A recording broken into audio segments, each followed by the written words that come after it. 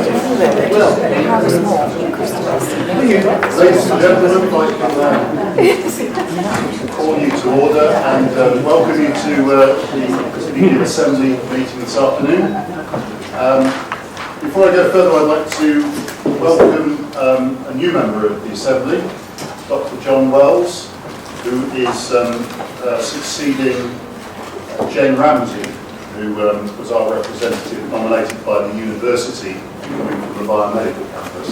I just wanted to ask John if he could introduce himself a little bit more and tell us about the organisation he represents and where that sort of relates to broadly the sort of things the CPL is doing.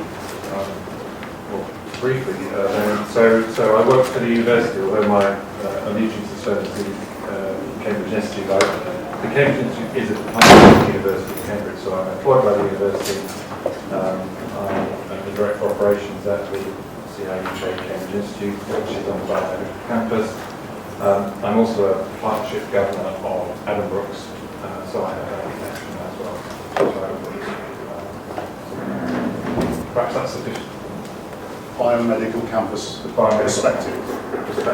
Yeah. University perspective. Thank you very much, John, and most welcome. You may find this bewildering to start with, but I hope you will. It won't get any better.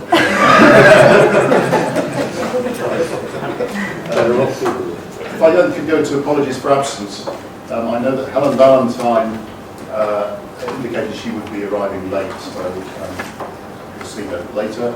Are there any others, Graham? Good. Minutes of the previous meeting. Can I sign those as a correct record?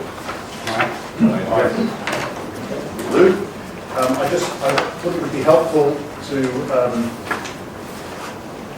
members to just hear quickly about the board meeting that took place since our last meeting, as a way of giving you feedback on the points we took there. We had recommended that the consultation exercise on the Western Orbital should be brought back to us before being launched to the public. Whilst a few things were tidied up and we could check things, the board did not agree with that recommendation, I'm afraid.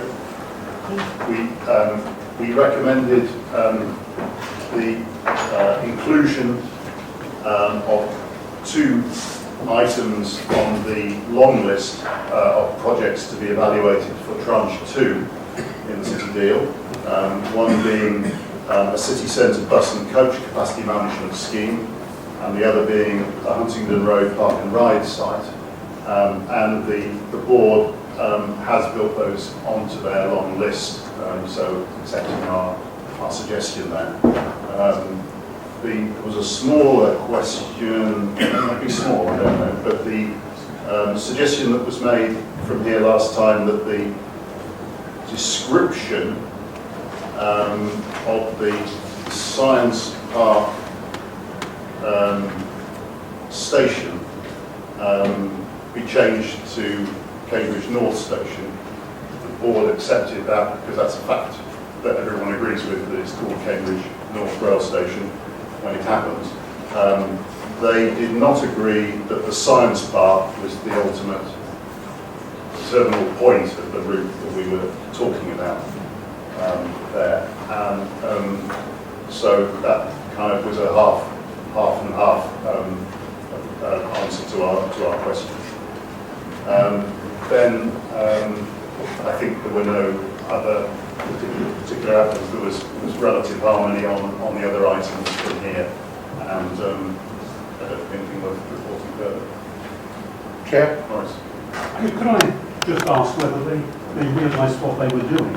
Because the original scheme was clear that it should be from the Science Park round to Addenbrooke's on the eastern side of the city. So to decide that instead of that it's only going to the Cambridge North Station is rather a big change. And I wonder whether the alteration was made consciously or whether it was just that they misunderstood what they were being asked to do. I don't think they did misunderstand what they were being asked to do. I don't know, Graham, whether you have any recollection of that than I have. Well, I do remember, I don't think they misunderstood. I mean, if that's the question from Councillor Leake, I think it was clear, and they clearly had their reasons for making that view. I don't think it was a lack of understanding. I think that better be taken up further outside the meeting, but brought back if necessary in the course of our business. Chair. Sorry, Dave. Yeah. When the board turned down our recommendation, did they give a reason why they turned down our recommendation? I mean, we really did discuss that. I know we really did discuss that, and I certainly made that point to them, and they did not see the need for that to be brought back to another cycle, and they wanted to have that move forward as fast as possible. Despite the fact that we did make the point that as a tranche 2 scheme there wasn't a compelling urgency, but that was their decision, and the nature of the dynamics are such that I get to put our point of view, but I don't get to challenge it after they've taken their position. Sorry. Can I come back? Yes.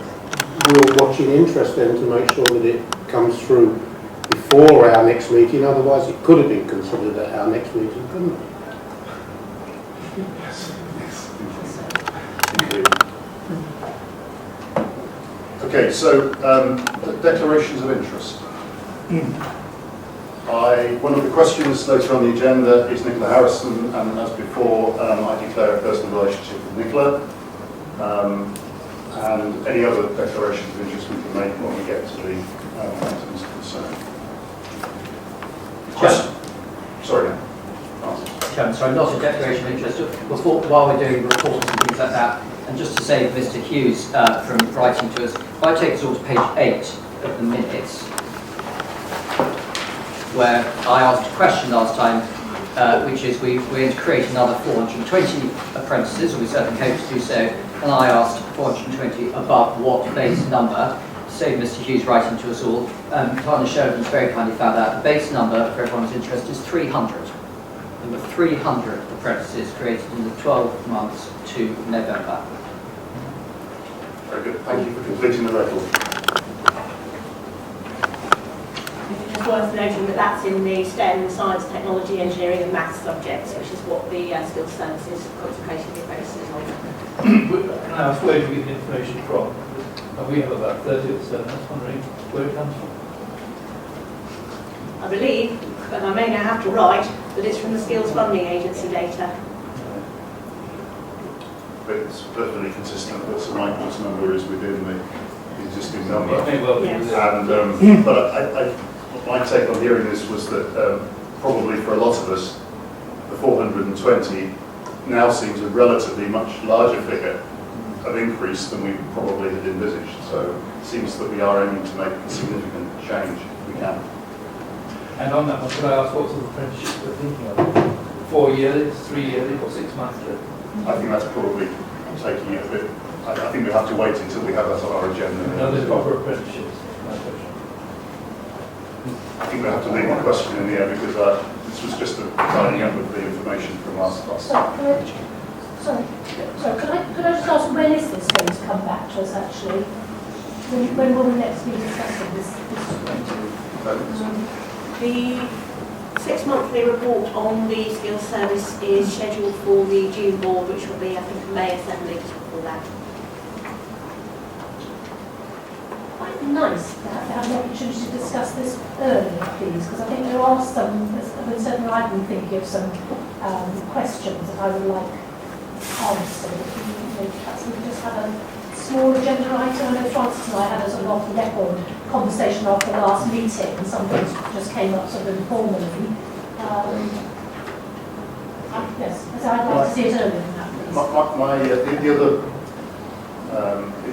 The other point that we agreed with Claude on was that the subgroup of the Assembly that has been designated would be convened now and would perform probably the sort of role that you're talking about. So I can't remember who was all the members of that, but it might be better if you sort of fed that in to that or attended that meeting to pursue those points. Okay. I'm happy to do that, but if the subgroup are meeting, could they, informally report back Yes, to the whole board, it would be really nice. good idea. Anne?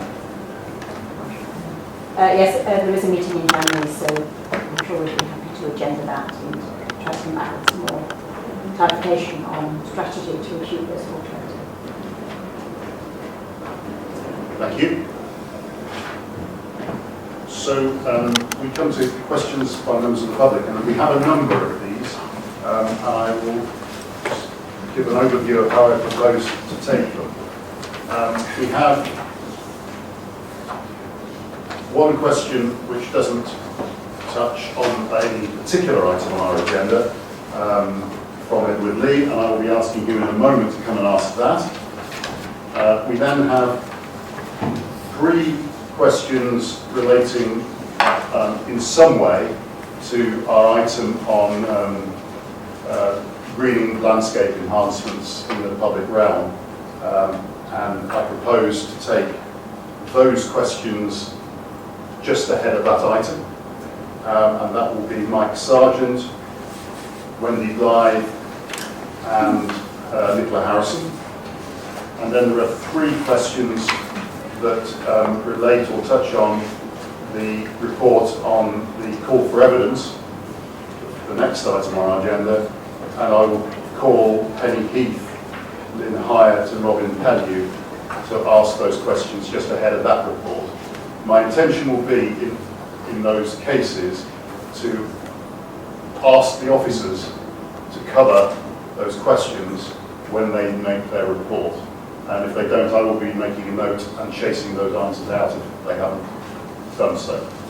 I think that's the best way to make economic use of our time, because we have got quite a lot on our agenda today. So, I think that would mean me calling Edward Lee to ask his question. And just to remind all questioners, they have 3 minutes to make their point, and we are going to impose some discipline on that. Edward. Thank you, Chair. Good afternoon. I want to talk to you about the strategic road and rail network.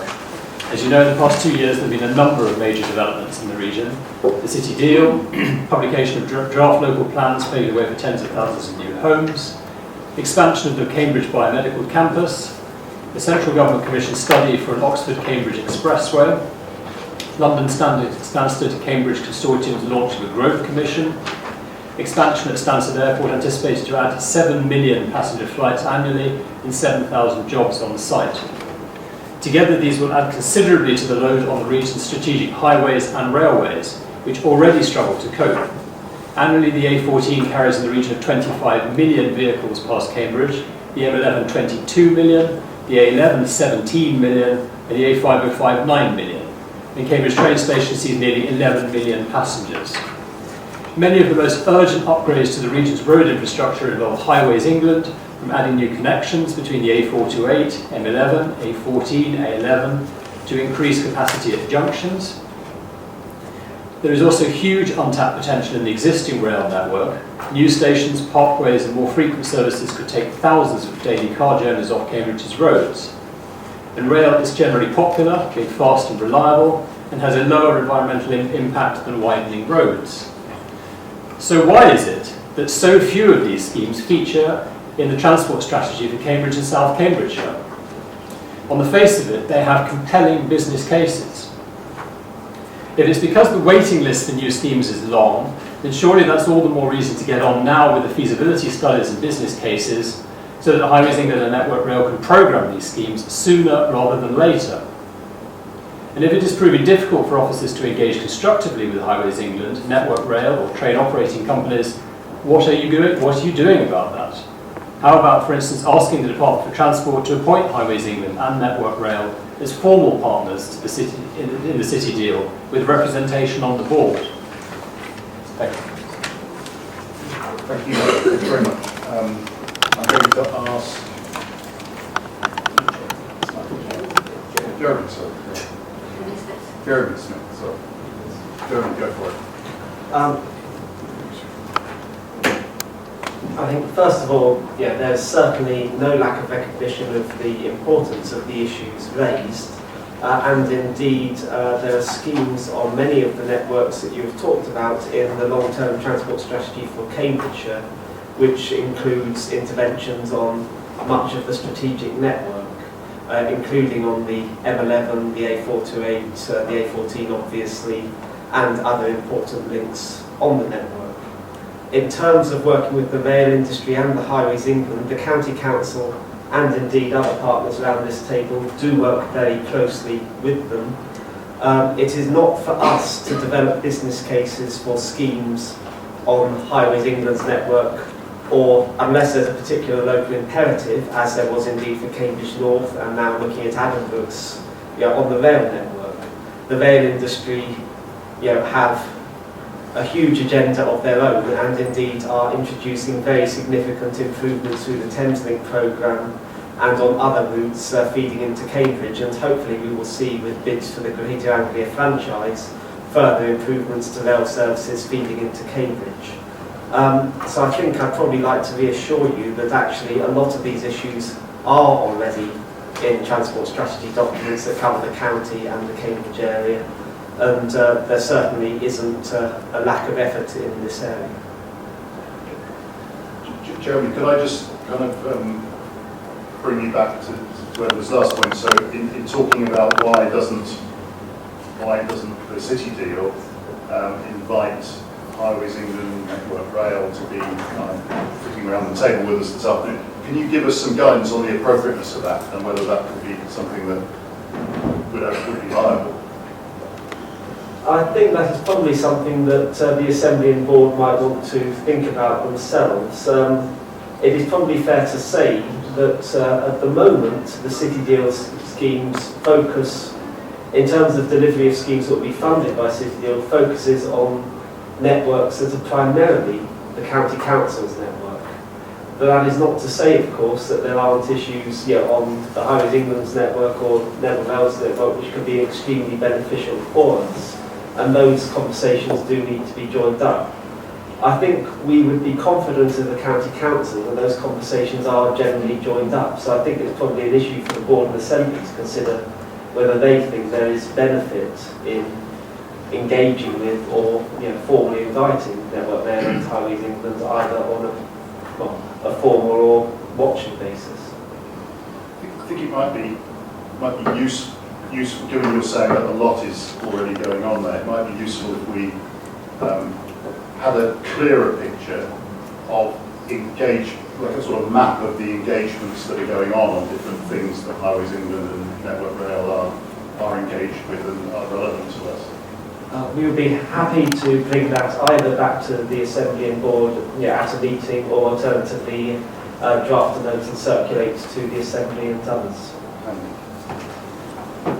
I would suggest that as Highways England and Network Rail are such crucial stakeholders, we look at that within the context of refreshing the communication strategy when that's next due for review.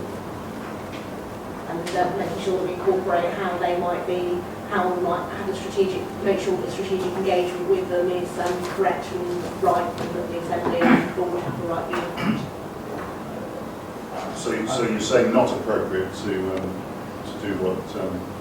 I'm not saying not appropriate, saying perhaps that is the best context to push it in so that other key stakeholders as well are also, their roles are also understood, such as the DEFRA network.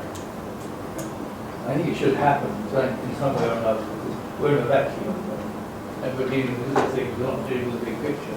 We need to see the big picture. And there's some very big things that would happen which can make things better for us. I must admit, I'm not personally convinced that it's a communications issue that we're talking about here. It's a strategic issue. So I would invite you to make available a kind of map for us about the engagements that are going on, just so that we have a sort of awareness of the landscape that the questioner was asking about. Very happy to do so, Chair, and also obviously we'll copy in Edward and others who will have an interest in this area. Thank you very much. Thank you, Mr. Lee. Thank you. So we turn to the item 6 on our agenda, which is the opportunities for public realm and green landscaping enhancement within the City Deal delivery. It's quite a title. And we have a presentation, and then I think other officers may be contributing to that debate afterwards. But I did say that I was going to take the 3 questions which in some way touch on this subject. And the first of those I'd like to call for Mike Sargent to come forward. And I'm going to ask officers to try and cover the answers to these questions in their report. If not the presentation, the officers after that. And I will be making a note of what is being asked so we can remember and chase it up. And Mr. Sargent, you've got 3 minutes. Thank you, Chair. The first part of my question actually is a bit more general than the public realm and green landscaping. I want to ask about the lack of confidence in the consultation, first of all, and particularly about the valid concerns that people have, that it's actually narrowing the discussion and taking it away from the generation of alternative ideas. You're saying that the Milton Road scheme is subject to consultation, but residents are telling me, and I can quote one, it's a general concern that the proposals in the draft options report will be railroaded through in the limited time afforded for public consultation. And such consultation will in any case be a sham because decisions have already been made. End quote. So as an example, Do Something and Do Maximum options both have the same road closures and prohibited turns. So it feels as though there's no choice to many residents. How can the City Deal reassure me and residents that you will be listening to their ideas and concerns and that this consultation is meaningful? Okay. And then coming to the green landscaping and public realm issue, perhaps the biggest issue for Milton Road for many people is that they're up in arms because of the proposed loss of trees and grass verges. They're really concerned that Milton Road will become an urban motorway with hard surfacing from private boundary to private boundary, punctuated only by white lines, curbstones, bus stops and other street furniture. That would be an ugly prospect for which is also a residential area. The issue of trees was actually raised, I think, at your first Assembly meeting. And why didn't the options talk about how this could be addressed instead of just focusing on tarmac and saying that up to 83% of the trees would be lost, or could be lost, sorry, or that many trees were of low value? This was like a red rag to a bull to many people. Trees and verges and the street scene are very important to Milton Road and cannot be an afterthought. So again, how can the City Deal reassure me and other residents that keeping a green residential character to Milton Road is a priority? Then you ought to send out a supplementary leaflet for the consultation actually addressing this. Okay. Thank you very much, Mr. Simon. We've got a question about reassurance to residents about the meaningfulness of the consultation. About why the question of the trees doesn't feature in the consultation message, and the general question of the priority of the greening of the environment. And we'll keep those on one side, and we'll come back to those shortly. Right. Thank you very much indeed. Thanks. The next questioner is Wendy Blythe.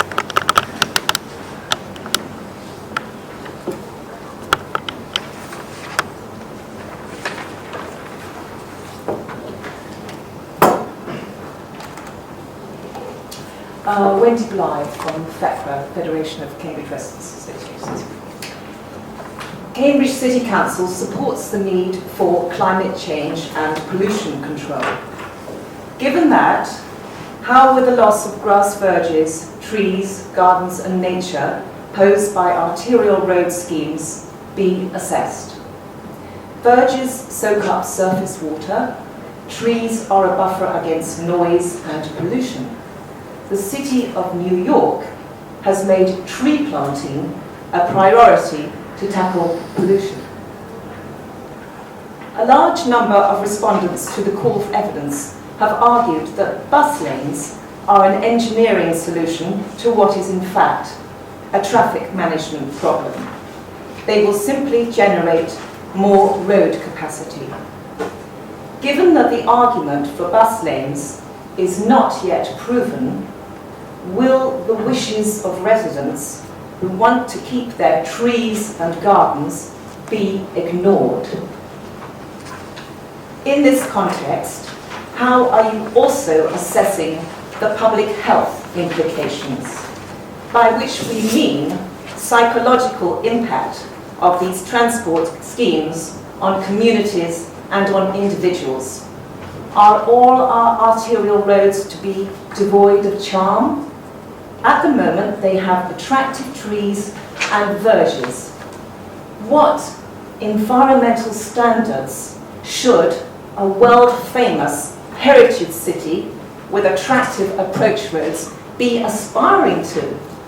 Simply providing landscaped options to mitigate major challenge is not good enough. Thank you. Thank you very much, Wendy. So, again, we will hold on to the questions. Sorry, I'm not going to ask you anything, but I was just saying we were going to hold on to the questions, which I take about, sorry about that. So, how will loss of grass, verges, trees, gardens, and nature be assessed? Will the wishes of residents be ignored? And how are you assessing the public health implications? And what are the standards by which this should be done? Excellent. Thank you very much. We'll try and make sure those get addressed. Thank you. And the third one was Nicola House.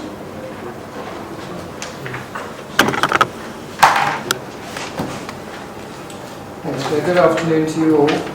Well, you're obviously aware now, if you weren't before, about the widespread public concern that exists around the City Deal proposals for Milton Road and some of the other radial roads, and about the concern of severe damage to the green environment and the community life of these neighbourhoods.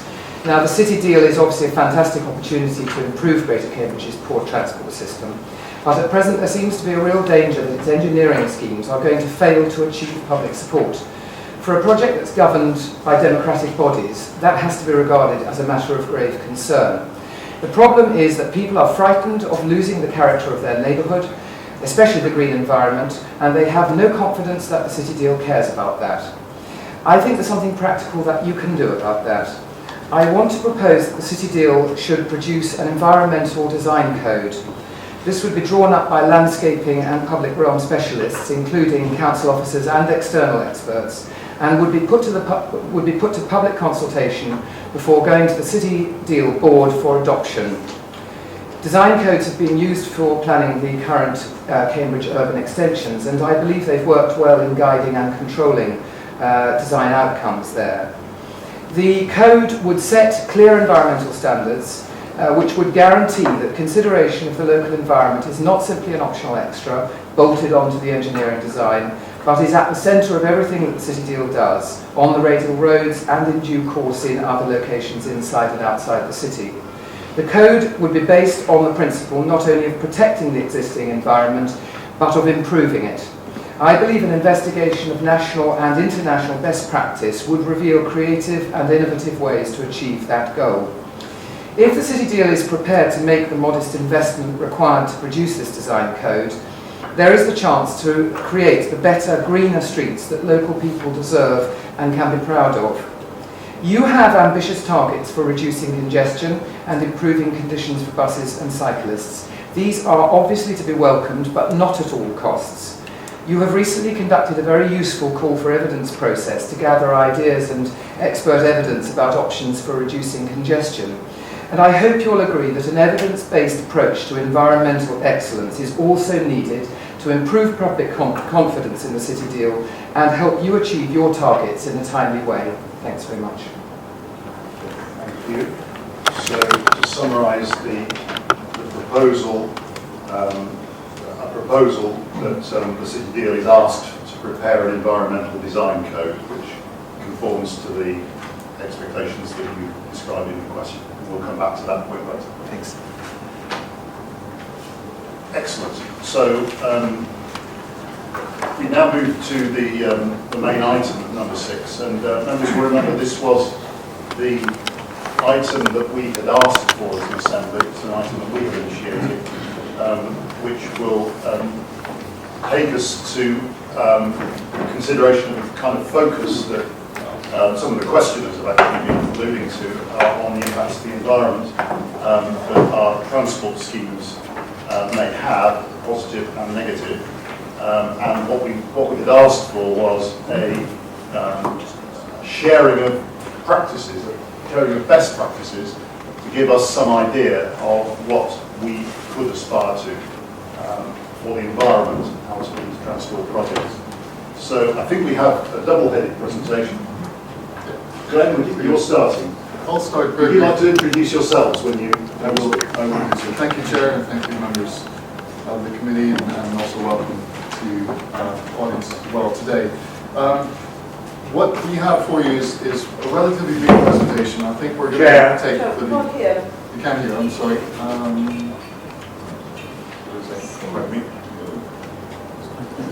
Can you hear now? Yes. I do apologize for you. What we have for you today, Chair, is a brief presentation. We'll take about 20 or so minutes between two of us, and we're very happy, along with county council officers as well, to take some questions. I'm Glenn Richardson. I'm the Urban Design and Conservation Manager for the City Council, and we have Andrew Cameron from WSP, of course, the firm which is working with us collectively on the City deal. I'm going to hand over to Andrew just in a moment, but I think what we're trying to do for you today is give you examples, ideas, certainly best practice, good precedent, both nationally and internationally, in terms of trying to strike that balance, which is a tricky balance, in many schemes. We both worked on a lot of schemes that have this dual challenge very much at their heart, looking at the balance of infrastructure for transport, sustainable modes of transport, as well as high quality public realm. There's always choices. Invariably, there was always choices to be made in terms of priorities of both space, both landscape, and all the other competing priorities, and often conflicting in terms of the constraints of delivering these schemes. But there are ways, there are tools, there are methods, and there are some good examples we're going to show you to try and inspire and spark that debate, ongoing debate, of balancing sustainable transport and high quality public realm. So I'll hand over to Andrew, and then I'll finish the presentation, and then after that, Chair will take questions.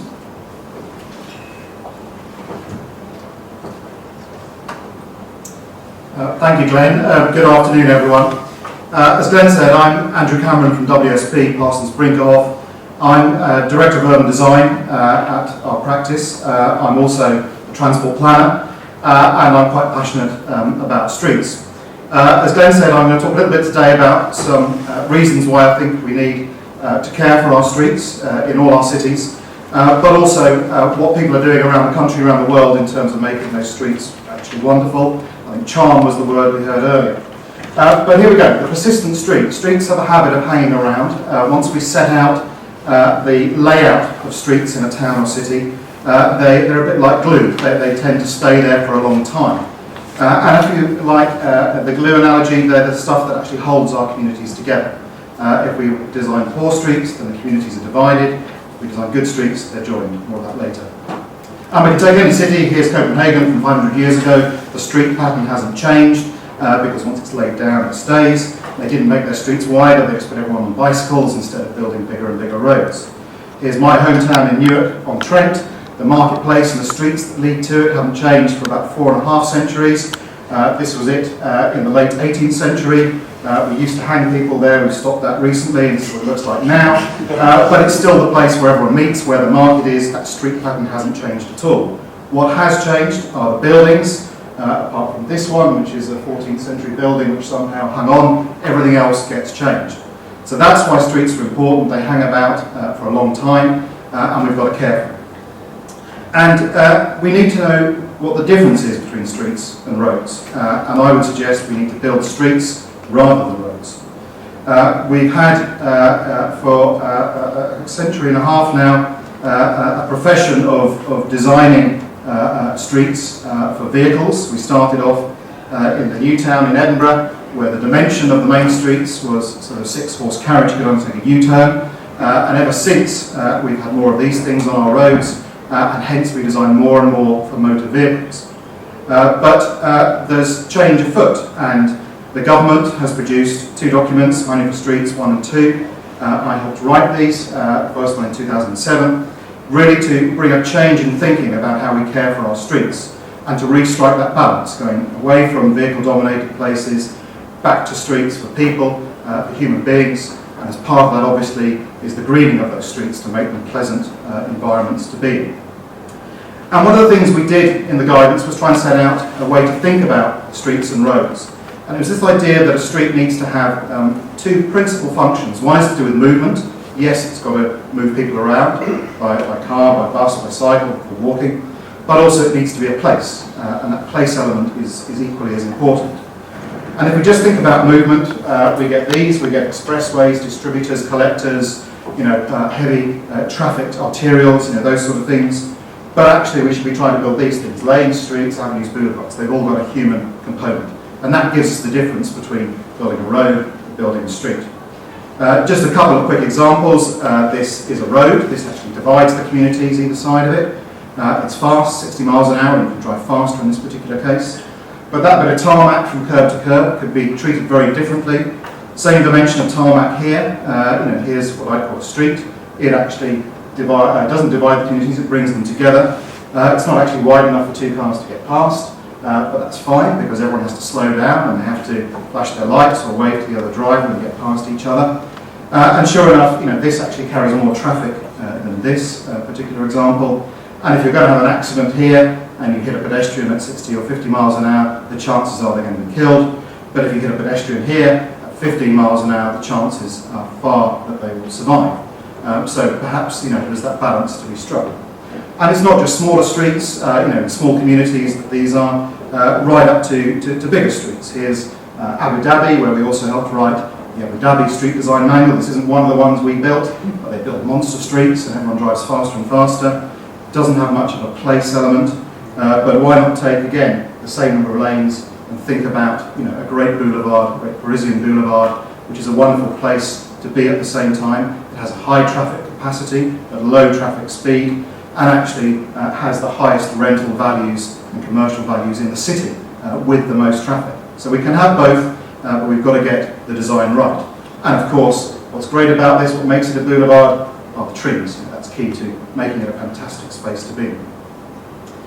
So it is about human scale, thinking about human beings, not the kind of monster, highway scale. This is London, where the pedestrians are shoved underneath. Cities are starting to think differently. This is what highway engineers do when they come back from the pub on a Friday afternoon. They dream up bigger and bigger schemes. But we're saying, no, this isn't right in our urban centres. We need to build places that are human scale. And cities are changing. On the left, Maid Marian Way in Nottingham, built in the 60s, elevated roundabout, pedestrian underpasses, now been taken out, and it's this. It's a crossroads in the city. The pedestrian routes are straight across. This still carries 40,000 vehicles a day, still the same amount of traffic, but a different form that reconnects the city back to its hinterland on a major route into the city centre. And not all these examples are directly relevant to Cambridge, but I'm trying to give you a flavour of some of the ways that people are approaching these principles and doing it differently. Here's Birmingham, knocking down the infrastructure they had from the 1960s. This is the same street now. Again, incredibly heavily trafficked, but not high speed. But planted with new trees, which are now maturing, and an ease of crossing the road, with a median down the middle. This is Taunton in Somerset, smaller scale, but they decided to redo the place around the War Memorial a few years ago. This is arguably the most important place in the town. So they took away the guard railing, they put in some better crossings for pedestrians, they put in granite sets so people can cross where they want. They didn't put in keep left bollards because they're ugly, you don't need them. They didn't put in black and white chevrons on the roundabout because they're ugly, you don't need them. And they made it into a much more humane place. And this is 15,000 vehicles a day, still very busy. So quality streets, I think that's what we want. I'm sure we're going to have some at Christmas to eat. but how do we get some in the city? A lot of it is about how we allocate that space. You know, we're working within an existing environment. You know, there is only a certain dimension to work with. How is that space allocated? With new places, this is what I help design. It's easier because we can determine the widths that we want, and when we put in trees, they're coordinated with utilities and services, so that there isn't a conflict. So it's easier for dealing with the new. But if we're dealing with existing, it's harder, unless we've got a wide space, like Marlborough in here, incredibly wide dimension, and plenty of space to play with. Equally, you know, back in Newark, enough space to have 2 cycle lanes, one on the road, one on the footpath, because the main road is so wide. And the same in Oxford. You know, there's plenty of room to have adequate cycle lanes here. Although note, this cycle lane is only about 1 metre wide. Is that adequate? Seems to work well in Oxford. And I think the question of dimensions for some of these pieces of infrastructure should be queried. Do we need a 2 metre cycle lane? Can we make them a little bit smaller? And on the trade-off, we actually retain trees or put new trees in. They've done it in Liverpool, major arterial into the city called Edge Lane. And again, they've planted with new trees. A lot of the existing trees they had were actually of poor quality, so they've developed a very strong planting regime to bring a new boulevard effect to that street. Trees down the middle and trees along the edges. And that's what they did there to make it look a lot better. Not just trees, but clearly you know, the grass that we see on verges.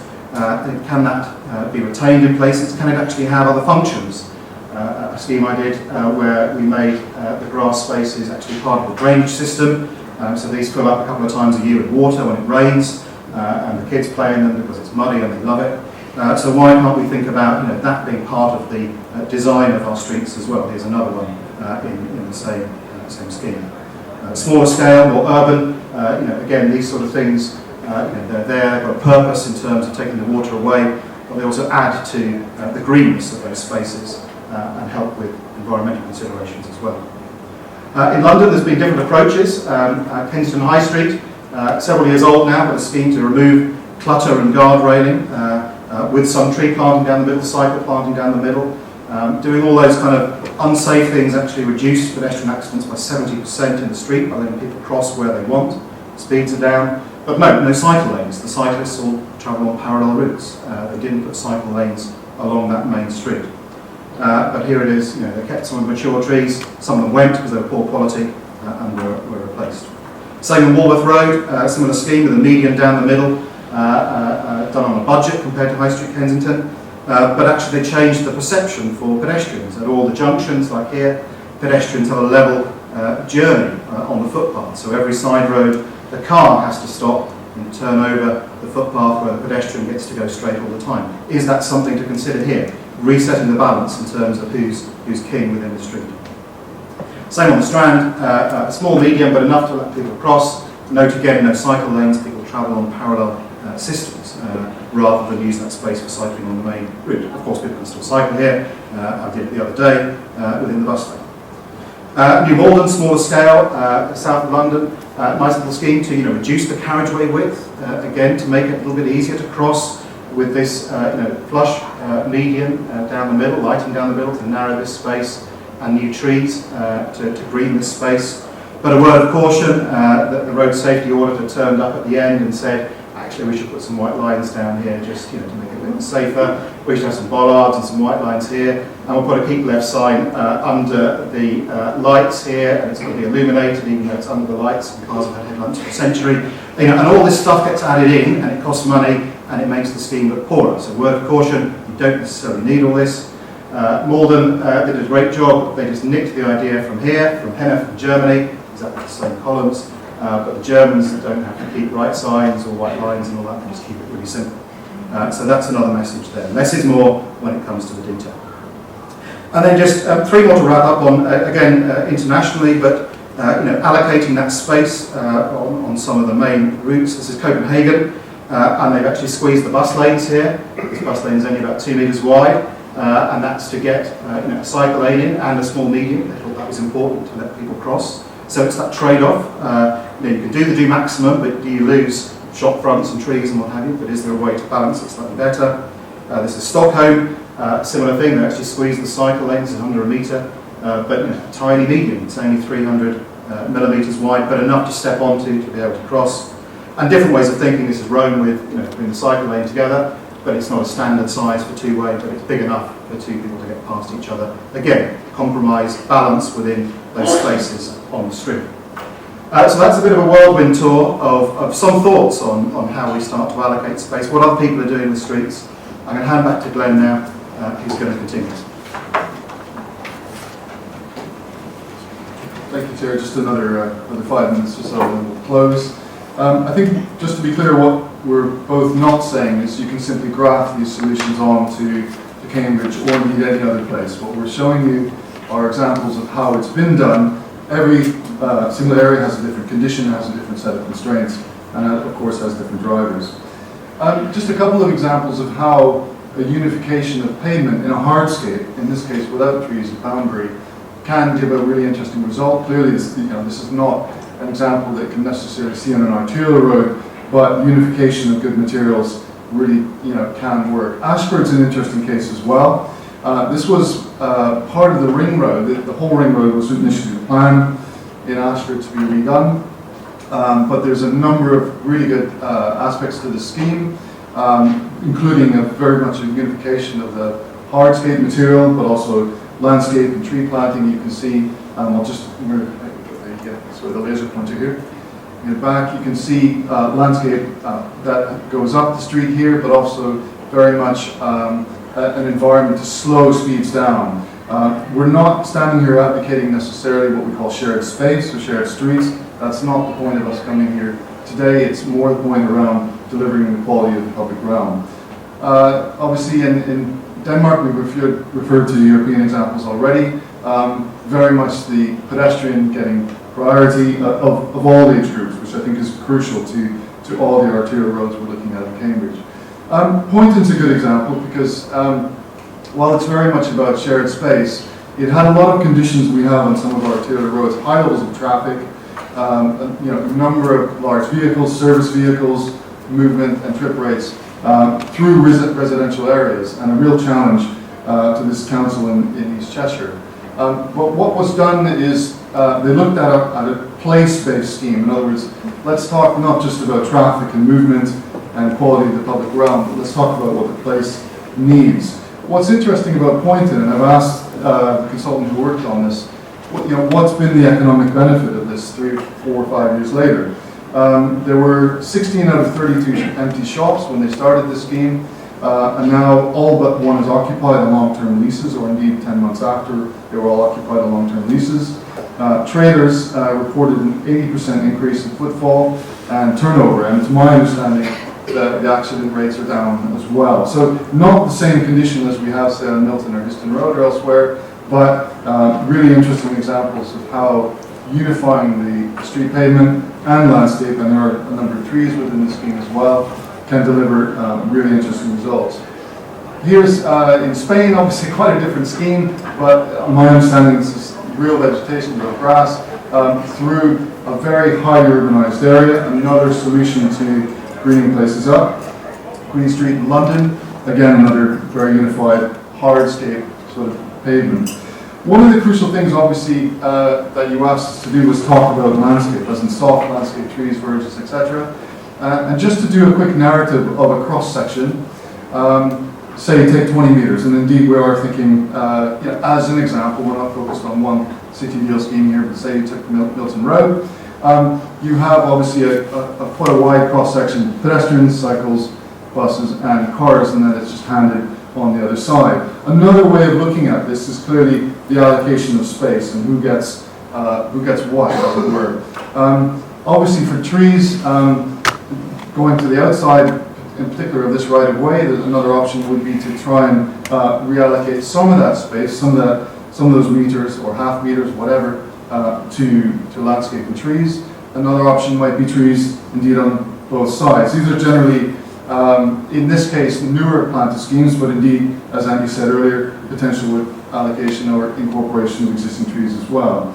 Another solution might be a joint cycleway, both north and southbound, in the case of course, some of our roads, and obviously pedestrian footpaths to the outside. But again, choices, to be made on the allocation of user space. And another example to finish off there.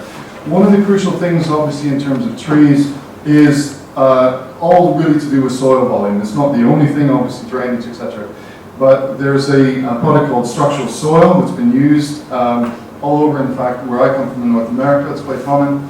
And basically what you have is a system of volume, really, of what the tree is planted in is predominantly stone or stone particles with voids, gaps in between, which have soil particles and soil within them.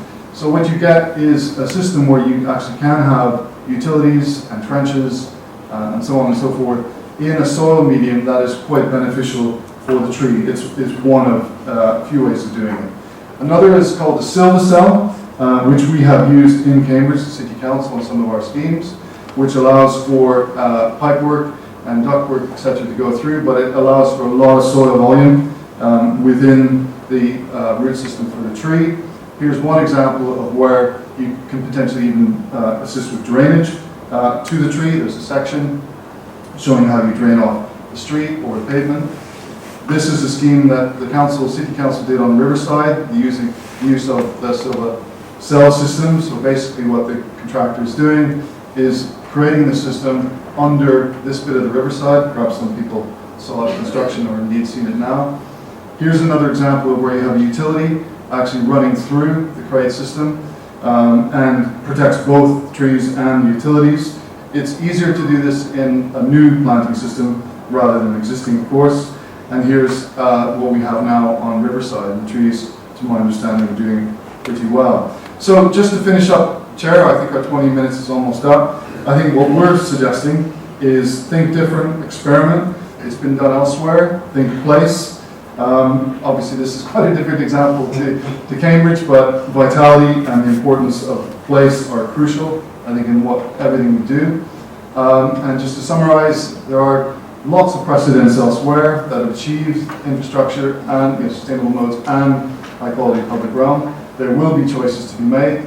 There's a lot of work to do, clearly, in terms of the investigation, the detailing of this integration, this balance of for the user needs. And of course, we need to respond to the context, residential, urban, etc. And with that, Chair, I'll stop, and we're very happy to take questions. I know there were questions. Would you like to have responses now, or as we go around, members pick them up? What I was going to suggest, having seen the presentation, is that members would like, I'm sure, to ask you some things based on what they've seen and know, and then I will drive it back to the questions that came from the public, where it may be yourselves or it may be other officers that help with that. But can we first just see what questions and comments we have on the presentation, please? Claire. Very pleased to have you here. I know we were keen to have such a presentation. Can you just tell us what you have been working on in the Cambridge area? Me personally? Yes, or jointly? Well, I mean, historically I've worked on the wing development with the Marshall Group several years ago. There was a charrette there to develop the master plan, and we talked about changing the form of the Newmarket Road. Could we start to boulevard that? And our practice is working in partnership for the Cambridge City deal on the engineering of the streets. But there's many other projects as well. We have an office in Cambridge. The context was merely of how well you know Cambridge. It sounds as though you do. Good questions. Bridget? Thank you. That was a really good presentation. Thank you. I really enjoyed it. Learned lots. So I've been doing a bit of research because there's so much public disquiet about potential for losing trees. I get a sense from you that even if existing trees have to be lost, that actually the appetite is for certainly replacement of hopefully the same number and maybe more. Regarding the benefits, I mean, you talked about trees, green stuff making places more pleasant. But the evidence that I've come up with is actually it's far more than that, and I'm just interested in what your comments are. So there's a Californian study this year which said that trees in urban areas actually slows traffic down. Now, you know, whether that adds to congestion or not, I don't know, whether it just makes it safer. So I'm interested in your comments there. It says they foster civic pride and identity. improve property values, which I've seen in quite a number of studies. But there's other studies, I think one from Toronto, which identifies benefits to retail business of being in tree-lined places. And I think one of the slides actually did talk about that in relation to shops that hadn't been inhabited before. But there's other studies about the benefits to mental health, and also studies obviously benefits to air quality and water drainage. So, you know, I'm sure we're all singing from the same hymn sheet here, but I just wonder how much credence you give to these other claims, which seem to be very well documented. I'm aware of several of those studies, and I think the evidence is good. I think a lot of that is right about the benefits that trees bring to communities. Certainly, there's this notion of side friction on streets, and just the fact that there are more objects or people and stuff going on does slow vehicles down. I think generally we think that's a good idea in urban areas because it makes them safer places and easier to cross. There's still debate and discussion about whether that's having an impact on emissions, because emissions are getting better. But also, you know, that trees, you know, generally create better streets. So I think we go with that. I think the other one you didn't mention is they provide shade. Yes, and here we are in a climate that's getting warmer every year, 16 degrees today, and shade is becoming more and more important as well. Francis and Dave. No, go on. Thank you again. I found it very useful, so thank you very much indeed. I've got two questions, just quickly. You said, I think it was Oxford Street in London, you said there was no cycle lane there because the cycles were somewhere else, probably in parallel streets or something like that. Could you just talk briefly about whether you think it's application to Cambridge? You know, should we be trying to fit cycle routes down our main arterial routes, or whether they could go down sort of parallel side streets or something like that? And my second question, which I think we'll come on to later as well, you didn't put tidal flow bus routes on your charts. What do you think of that? I might actually take that one first if I may, Chair. I think there's clearly broader decisions to be made by the councils in respect of City Deal and indeed in respect of any projects. And cycling is crucially important to Cambridge. We all know that. That's not a debate. So I think it's a slightly different, difficult question to answer directly to Francis. These examples that we've shown, certainly the ones that Andy showed, are context specific. I think it's difficult to lift, you know, one scheme, and as I said a few times, and really lift it elsewhere. So I think that needs to be put in the broader picture, in the broader mix, in terms of, particularly as we're now consulting, of course, on Easton and Milton Road. There's the wider transport strategy, there's the wider transport policies, etc., that need to be considered at the same time. I'm not sure if Jeremy wants to answer that as well. I'll just pick up on the parallel cycling, and I think, to be honest, it's probably different on a route-by-route basis. I mean, if we pick Hills Road, for example, yes, there's quite a good route between the station and East Road and back up towards Pizza Hut round the back. But if you put 4,000 cyclists down it, I think you'd find that East Road actually probably stopped moving as all the cyclists tried to cross the road every time. So it's actually, well, yeah, on some places there'll be quite good parallel routes available, on others there won't. And, well, I think we as a group, or you as an Assembly and Board, need to make the call as to whether a route is appropriate or not. Cycling is one of our strengths, and certainly if we were to lose a lot of cyclists from the radials, actually that's potentially very bad in terms of, well, if people stop cycling because we've taken away their route on the major radial route and they don't like the alternative, then actually we're worse off overall. And just to comment on your thought about tidal bus routes, I know some of the sections we showed there only had one bus lane in one direction, which is one way you could start to reallocate some of the space within the street. I think there are some issues with trying to run buses in both directions on a route in a tidal fashion, and a lot of that is to do with all the signage and markings and everything that comes with it.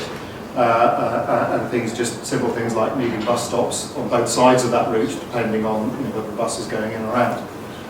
It would need to be investigated. I know it's been looked at in other places, but a lot of the clutter that comes with it may be detrimental to creating a quality place at the end of the day. Dave. Yes, Chair. Yes, thank you for the presentation. And I'm trying to envisage transplanting parts of what you're saying and suggesting and talking about, rather, into areas within Cambridge. I'm going to return to cycling and the prioritisation of cycling within Cambridge.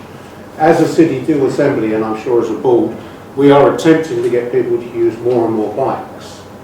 Now, already bikes are in conflict on occasions with the traffic as it is at the present moment, and I'm wondering within your scheme how much you're going to try and deal with that. The other thing that I want to raise, which is just a bit wider than where you are, is about parking of cycles. I arrived in the city centre today and had nowhere to park my cycle.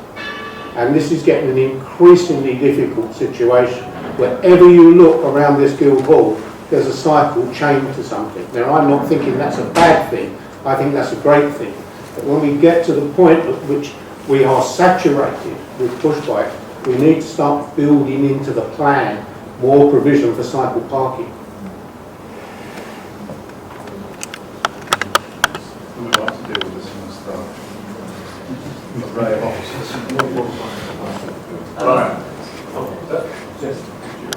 Thank you, Chair.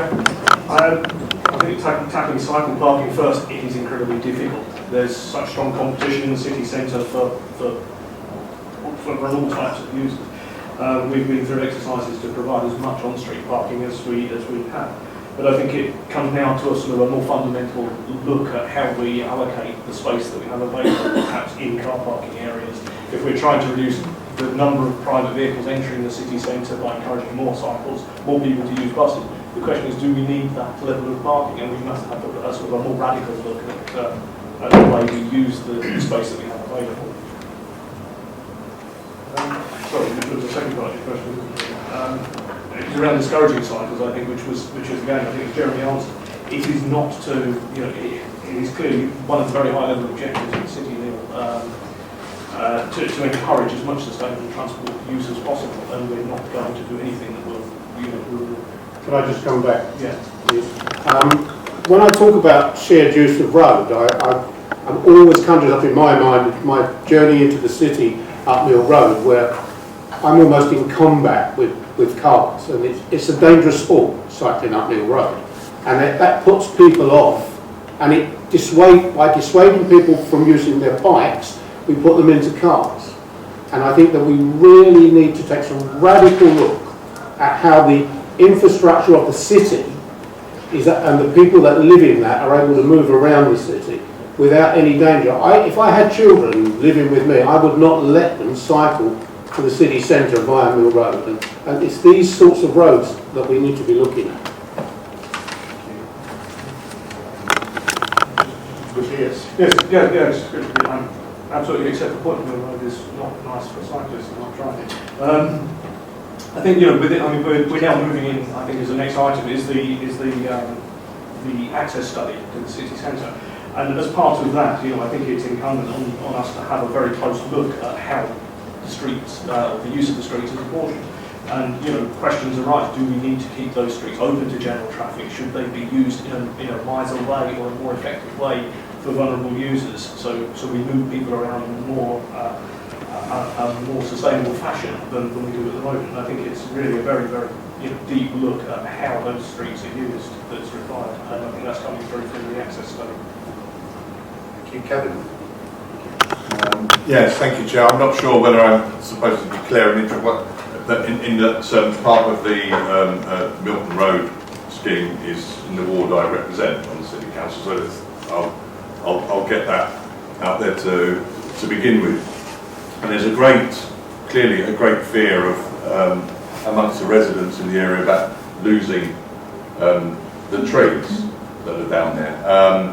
Now, some of them are in a poor condition, as we already know, but I've sort of looked at some of what we've seen in this presentation and the ability to build or have decent streets so where there are trees, so we can remove the trees and put them back, I understand is even a possibility with those that are worth doing, because a couple of the questioners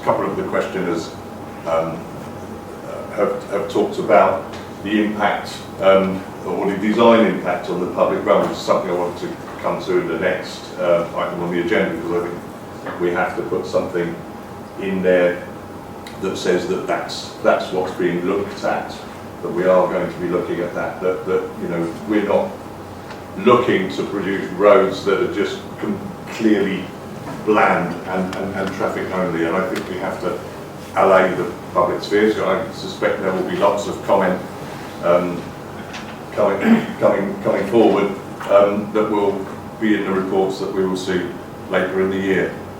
And I'm just wondering if, you know, something similar to Riverside, which is certainly an improvement on what it was before, is something that could be incorporated somewhere like Milton Road or Histon Road. Next one, but Glenn, I think, Chair, it's too early to tell. I think obviously we all value landscape, we all value trees. The benefits we were reminded of 5-10 minutes ago, but I think there's a lot of work still to be done, Chair. There's a lot of design work, there's a lot of constraints, there's a lot of, obviously the consultation, the feedback, everything has to be fed in. Thank you for the presentation, and I liked the different ways that you could use the 20-metre street. And I think the slide that showed the cycle path going in both directions, I don't think we've yet looked at many plans that have got that in there, and that seems like quite an efficient way of using the street, because if I understand it correctly, it doesn't need to be twice as wide as a separate cycle lane on either side of the street. I just wonder whether we should be thinking more about those dual direction cycle paths. Do you want to comment on that? All for the next, Chair, unless Andy wants to. I think why not? We see it a lot on the continent, and it works very well. I think what's interesting about that section is, you know, that works within 20 metres, but only has a bus lane in one direction. So it's that balancing act. You know, if you want to start to play around with those components, something's going to have to give at some point. Keep going. Oh yeah, Andrew and Glenn. Yeah, thanks very much for a very, what I call a feel-good presentation, because I think our residents have been making it known to us that there's a lot of trepidation about what is ahead of us. And I think many of the images there you've shown us are a sign that all is not doom and gloom. And I was also very reassured to hear that you are very familiar with Cambridge and its difficulties and challenges and its possibilities. So just a kind of general question, which you won't be held to, I suppose. What, in your professional judgment, are our chances of keeping our city a unique place to live in under the pressure of growth that we are actually responding to? Because looking at a number of the examples, I was thinking to myself, many of those places are not cities that have been under the same kind of pressure, growth of population, growth for wealth development in such a short period of time. So that's quite a good question. So Yeah. starting at 10. I'll start. I'd say brief answer, Chair. It's in our hands. I think it's what journey you want to take your city on as well. And you know, you look at other places that over time, you know, they're popular because of the fabric of those cities, and they've made quite radical decisions. And you go to Dubrovnik or Siena or places like that for no vehicles at all, or very few vehicles, and that's actually preserved them as incredible places. Tallinn in Estonia is another one as well, which has very limited access. And maybe this is, you know, blue sky thinking. You said you're not going to hold me to it, which is great. But you know, is Cambridge going to be a place in some years to come where you know, being able to drive into or near to the city centre is a reality. That's my view with 30 seconds of thought. But when are you going to really tackle the motor car? We heard that parking spaces. In Copenhagen they've been taking away parking spaces every year for 40 years now in the city centre, and that's why they've got this incredible environment and everyone cycle. But that needs leadership to say we're going to do this to our city and it's going to be a very different place. Don't hold me to it. It's I've got Roger next, and then Bridget, and then I'm going to drive us back to the questions that we got from the public at the beginning. Thank you, Chair. First of all, I really enjoyed these presentations, and for those that know me, I don't say that often, so thank you. But I too share the concerns of sharing. I wasn't going to say road space, but I'm going to say street space now, because that's what I would like. But the sharing of our streets is the cyclists, the cars, the pedestrians, and it really concerns me. There is a lot of conflict, as has been said, and I really like the idea of the parallel routes for cyclists, etc. I'm not sure, Jeremy, when you say we would take cyclists off the main routes if we made it. I think they're looking for safe space more than anything. If we look at the Chisholm Trail, it's not all road space. So I'm not sure that actually is valid. So I'm really interested in the parallel routes for cyclists and pedestrians, or cars. I don't care how we do it, but if there is a possibility of separation, I think that's a really good idea, and I'd like that incorporated as we go forward, if at all possible, at least as an idea to be considered.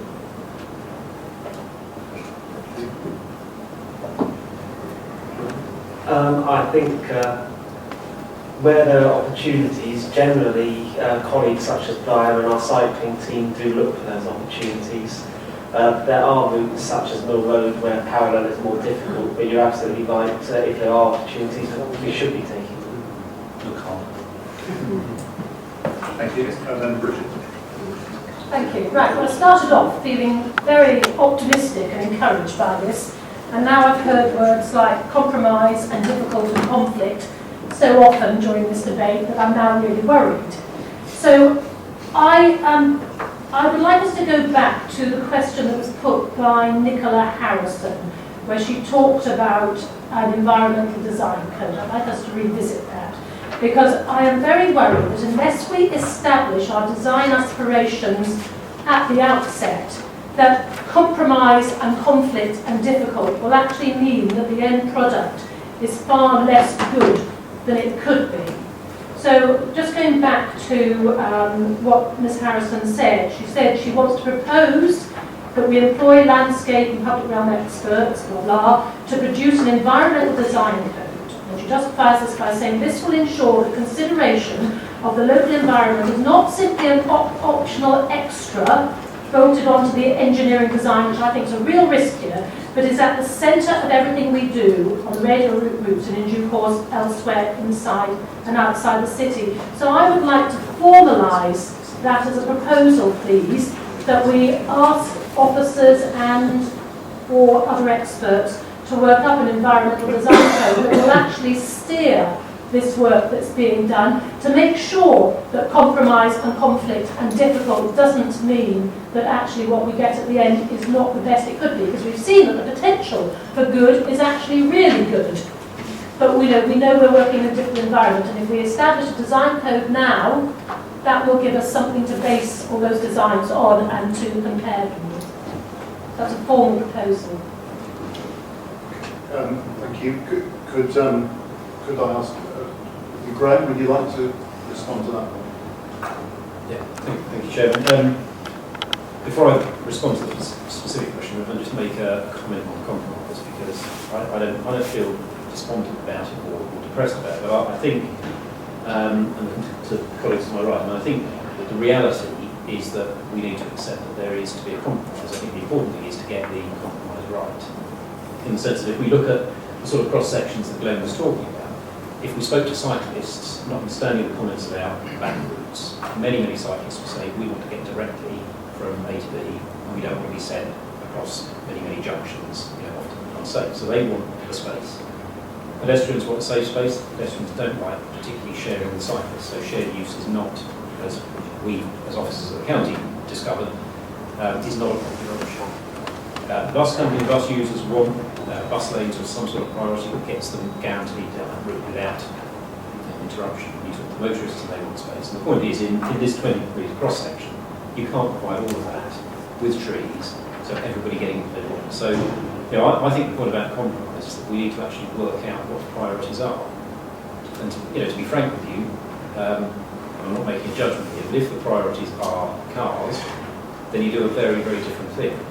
If the priorities are sustainable modes of transport, then you do a completely different thing. And so I think what I would say to the Assembly and the Board is actually, and I will come to your point about the design code, what I'd say to the Assembly and the Board is that as designers, and there are many colleagues around the table who actually design these things, it's difficult to design something and get those compromises right without a clear steer from the decision makers, which are the members around this table, as to what the priorities are. And so I would say, there is expertise, we've got plenty of that in the room here, that can design all of those things and make all of those compromises, I think, in an appropriate way, working with politicians who make decisions. But we do need that clear steerage and leadership on what the absolute priorities are. So that's a sort of plea to the Assembly and the Board, that otherwise it's going to get very difficult, because we'll be working what we think are the priorities, and we may well, they're very quickly up against a different set of priorities, and wherever you go, you get a different set of priorities.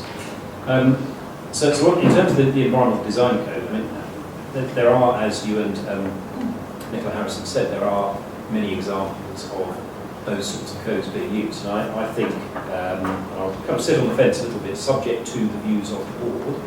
I actually think it probably, in an appropriate manner, would be a sensible way forward. Often, these sorts of things take a little bit of time up front, they save quite a lot of time further down the line, and there is plenty of good practice around, so we wouldn't be reinventing any wheels at all.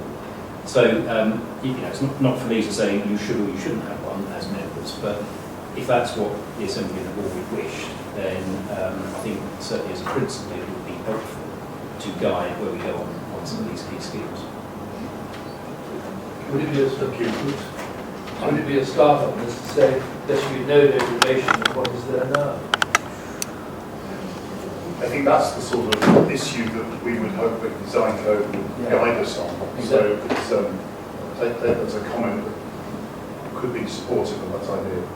Right, Chairman, I agree with that, but I think probably I'd also challenge in the sense that many of the streets and roads that we're dealing with, notwithstanding local concerns, may not actually be of very high environmental quality now anyway. So I think we did say right at the start of the city that we are actually aiming to improve the environment, not just keep it the same, because there may be features that are loved by local people, but that doesn't mean we can't make them better and loved even more. So I wouldn't want to say, no, I know you use the word degradation, but it depends who you're talking to as what degradation is. I think I prefer us to try and focus on improving, given a set of priorities, those streets. Okay, so I'm now going to focus on the questions that came from the members of the public, and I'm going to focus on the questions from the public now. We've kind of covered the one that came from Nicola Harrison, and I will, Bridget has made a proposal which we will come back to at the close of the item to see if there is an appetite for the Assembly to recommend that and take it forward. But I need for us to address the other questions, and I'm going to try and guide us back towards those. So Mike Sargent was looking for reassurance about the integrity of the consultation on the Milton and Eastern Road schemes, and that there was going to be a genuine listening, not only to concerns but also ideas from the public there. Graham, who will handle that? You? Yeah, thank you. Well, I think the simple answer is absolutely yes. As I've said a number of times at the Assembly of Board meetings, on the schemes that we've currently got out of consultations, that's Mallingham Road, Eastern Road, Milton Road, they are very early stages of consultation. I think we've had questions about why is the nature of the consultation slightly different on Easton Road, Milton Road, and the simple answer to that is that we are dealing with a defined corridor, whereas on Madingley Road we've got options to go north, south and along the defined corridor. So we've been less specific in Madingley Road around, for example, potential cross sections. But I would, in terms of Milton Road and Easton Road, emphasise that they are very, very much potential cross sections, just to demonstrate, as the, for example, as the graphic shows on the screen, just to demonstrate the sorts of things you can do. We put two options to do something to do maximum, just to sort of show, in a way, that the kind of the ends of the potential change, and they're not absolutely the ends of the potential change, because one end is do nothing at all and leave it exactly as it is, but that would, in a way, we think achieve the objective. So it's very, very much to get people's ideas. So in terms of Mr. Sargent, I mean, absolutely any comments that he or residents of Milton Easton Road and further afield have, then they will be taken fully into account in the consultation, as with all of the other schemes. The responses and proposed way forward will be brought back through the Assembly of the Board. There are at least 2 or 3 stages of consultation to get to the final scheme. So, you know, I can give members of this Assembly and members of the public assurance that those comments will be considered. It doesn't mean that everybody there will be happy with what comes out at the end of the process, because as I said to Councillor Smith, there is a process of compromise which everybody has different views. I'll just add to that, Roland, that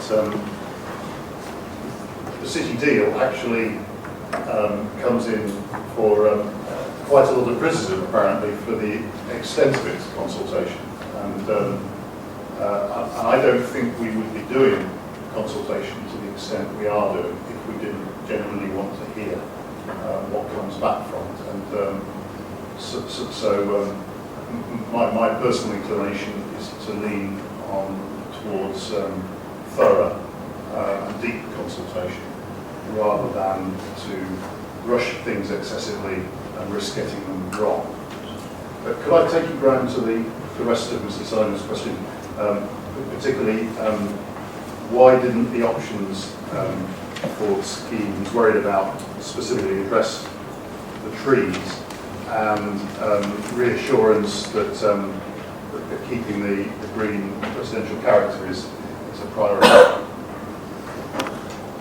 Just taking the latter one first, yes, and I think the Assembly asked for the presentation we've seen today, but I think as officers we've been clear, it's about getting that compromise right, but absolutely we said right at the start of the process that the objective is to improve the environment of these streets, and as long as decision makers are clear that that is about greening and improving the quality in that sense, then that is what we will be about, and that's what we're assuming we're going to be about. In relation to the specifics on the trees, because we don't have specific schemes precisely for the reason that you said, which is that this is a long and deep process of consultation. We don't have specific schemes. We have examples of almost two extreme ends, which then we say, well, if it was like this, it could have this sort of impact on trees. If it was like that, it could be this sort of impact.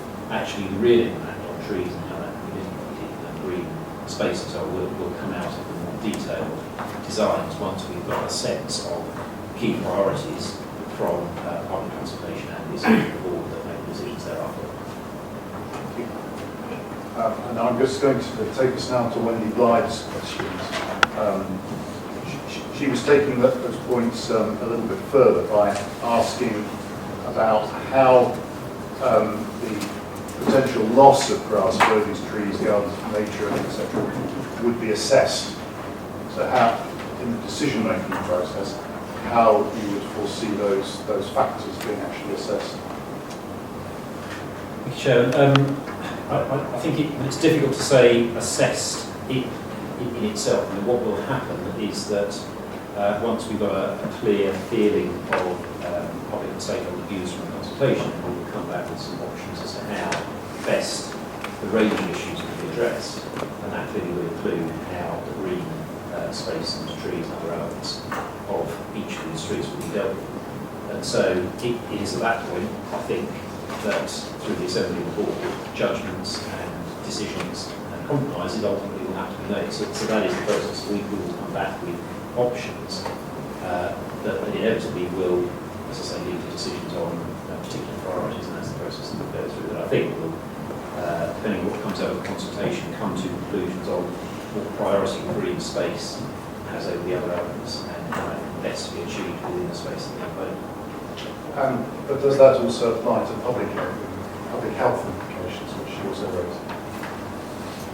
Yes, it does. And we normally bring, again, because we don't have specific schemes, and every scheme will have different health and economic and other environmental implications. So the point at which we bring that in is when we do the business case work, when we've got a firmer handle on the specific schemes being developed, and at that point we will assess the relative merits and a whole range of characteristics, which will be health, environment, and so on. So that is the point where we know with greater certainty, not absolute certainty, but we know with more certainty what it is we're dealing with.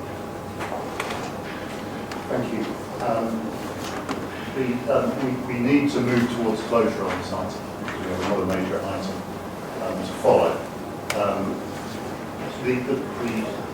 The item was a presentation, and the expectation was that we use that to know what we might expect and ask for in the future as we go forwards. It didn't come with specific recommendations, so the simple way of concluding the item is to note it. But then Bridget has also invited us, do we want to take this idea of an environmental design code and request that that is a piece of work to be taken forward? Kevin? Well, it was something, when I asked a question earlier, Chair, that I flagged up that I would raise in the next item, and I think the next item on the agenda will be probably the best, the place for Bridget's suggestions, as opposed to coming out of what was essentially a briefing, if you like, and a presentation. But let's take it now as we've got it now. Is there any feeling that some people don't like that as well? Roger, Can I ask a question of officers, because Bridget, I fully understand what you're asking for, but I just don't like doing things twice unnecessarily. It's been a common theme right from the first meeting that we should be looking at things like this. Do we need a design code to make us look at this, or is it not something that should be inherent in everything we do anyway? I guess that's my question. Chairman, I think we do look at it, so it is inherent. I would guess, and I'm not trying to speak for Councillor Smith, but I would guess it's whether members want something more in terms of guidance as to how we look at it and how we implement the wishes of members in making decisions. So absolutely, as I said earlier to the Chairman's question, it's not an afterthought by any means, but a design guide would give some parameters which to work. But I think that, as I said, is a decision ultimately boards whether they wish to go down the route. Francis? I mean, I sympathy to the point, but I do struggle, I think, just from a procedural point and a government point, to take proposals after something that we've just been noting, really. I mean, I don't know what a design code is, how much it costs, how much obviously time it takes. We hear obviously they're very pressed. Is it long, is it short? I think, I'd say, Councillor Smith, you know, we could have it back as a real proposal, as a real worked out agenda item in the future, but it feels a bit on the hoof just to have it after something we've been noting. Okay, Roger. Sorry, Andrew. Thank you, Chair. I've helped write many design codes in my time, and they've always applied to new developments, to urban extensions or new towns, new cities. And I just wonder whether, if there is something brought forward here, whether design code is the right word. I think it's more like a set of guidelines that actually would deal with the environmental issues. As we heard from Mr. Hughes, a lot of that I think will be inherent in the design anyway. But design code has a certain connotation which probably isn't right for an existing street, because it's more about a bespoke design solution for each street as you come to look at it. Okay. Could you call it a design guide then, perhaps? I mean, what I'm trying to do is I'm aware that there's quite a lot of discrepancies in people's baseline knowledge here, and I just felt it would give us something to reference against when we're looking at all these projects that are going to be coming forward. So I think there is a sense of urgency because stuff is coming forward, pretty soon after Christmas. So it was just, just something that we can refer to when we're looking at these plans to make sure that they are delivering the level of aspiration that I know we all would wish them to do. I mean, I'm very encouraged by what officers are saying here, that, you know, it's, usually they don't agree with me, so it's quite nice that in this case they do.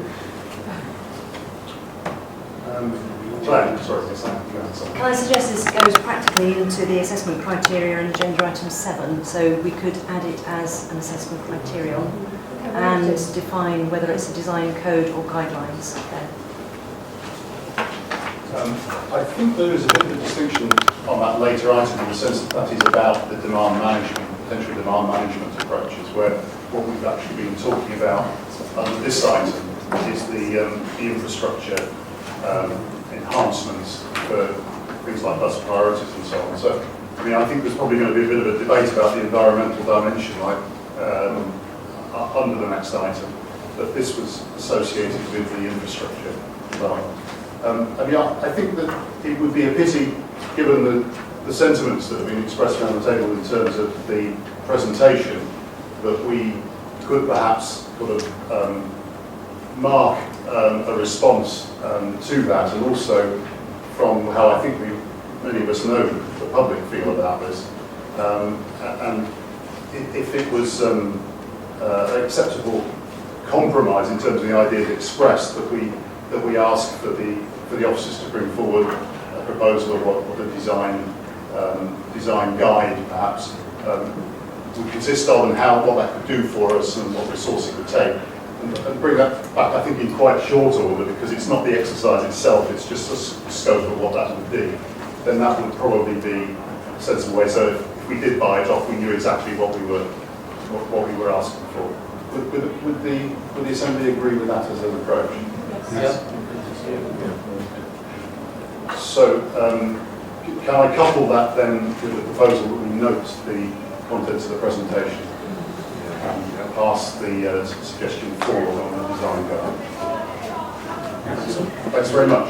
I'm going to take a 5-minute break before we start the next item. Please don't take longer than 5 minutes.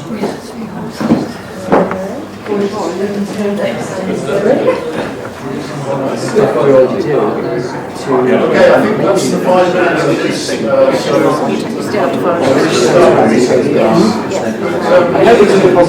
I ask people who want to talk to maybe do that outside the door, and we'll resume the meeting. Thank you. We are up to item number 7 on the agenda, tackling congestion, the call for evidence. And I said that we had three questions which in some way related to this item in the report. So I'm going to do like I did the last item. I'm going to ask for each of those 3 people to come forward with their 3 minutes to make their points, and we will make sure that we cover that before we finish the item. So the first of those was Penny Heath. Is that me? So I have my hearing. It was you, Penny. Yes. Yeah, so I had a cold.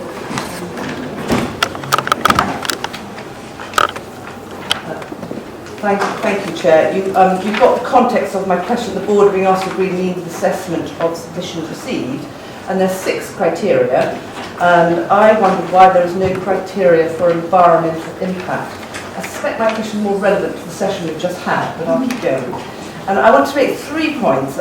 One, that the City Deal objectives as a whole, it's not clear in the City Deal objectives what are the environmental and preservation goals of the City Deal. In a historic city like Cambridge, one would expect to see minimum adverse effects. And in the process of the City Deal, in a project of this scale, the constraints need to be stated at the earliest opportunity, not later down the line as an afterthought, or mitigating later. And I'm worried the environmental mitigation, people thinking of sort of saving strips and hanging baskets, and for a city like Cambridge, that's just not good enough.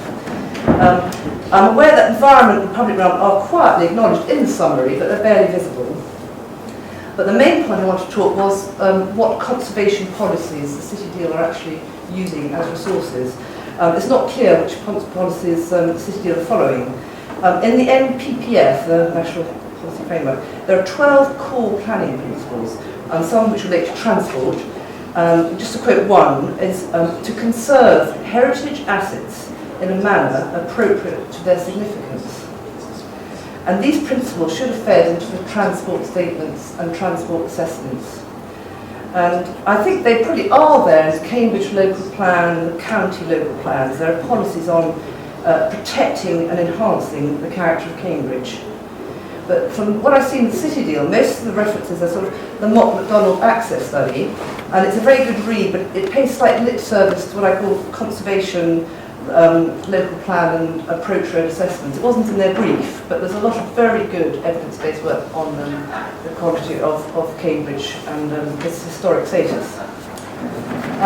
The other paper which I wanted to bring to this board is the Historic England and their collaboration with advising the transport and historic environment. There's a paper which I imagine Highways team use. And their projects, with the aim of minimising adverse impacts, is that before you get onto engineering design, you talk about your preliminary assessment. You assess the historic landscape and landscape. You evaluate sensitivity. Then you get detailed assessments and topic interactions. Then you get to the environment, engineering and design impacts, and then perhaps mitigation. And I feel the City Deal is too much talk on stage 3. We haven't done the sensitive assessments of the actual historic values of the city. And just to wrap up, an interesting tax and talk. Oh right, okay. Well, tapping what Nicholas said, a protocol. Bristol City have a protocol for protection of historic landscape and the details further around. And in the Manual for Streets, I just quote: streets and roads make up 3/4 of all public space. Their design, appearance, and the way they function have a huge impact on the quality of people's lives. And you will not get public acceptance of City Deal proposals until you address this topic at Key Stage 1. Right. Thank you very much indeed, Penny. So we've got the question, and we'll try and drive that out as a result of this discussion on this item. Thank you very much. Next speaker to come forward is Lynn Hyde. No, I'm not Lynn Howard, as you probably realise. I'm Tanya Elliott. But now Lynn has just come back from America, and I think she's catching up with her jet lag, so she's asked me to read this her statement. Recent events have highlighted the importance of proper public consultation with people living in areas affected by proposed changes. Some specific ideas to deal with congestion were prominent in recent court evidence sessions, but do not seem to feature in the City Deal forward plan. My question is this: what steps is the Assembly now taking to prepare for a public debate and meaningful consultation on any proposed parking controls or congestion charging schemes in Cambridge? What time frame can residents expect for these ideas to be researched, developed into proposals, and put into public discussions about the future of congestion in the city and their neighbourhoods? Okay, thank you very much, Tanya, on behalf of Lynn. Got the question, and we'll shall we come back to that. And then the third is Robin Pellew.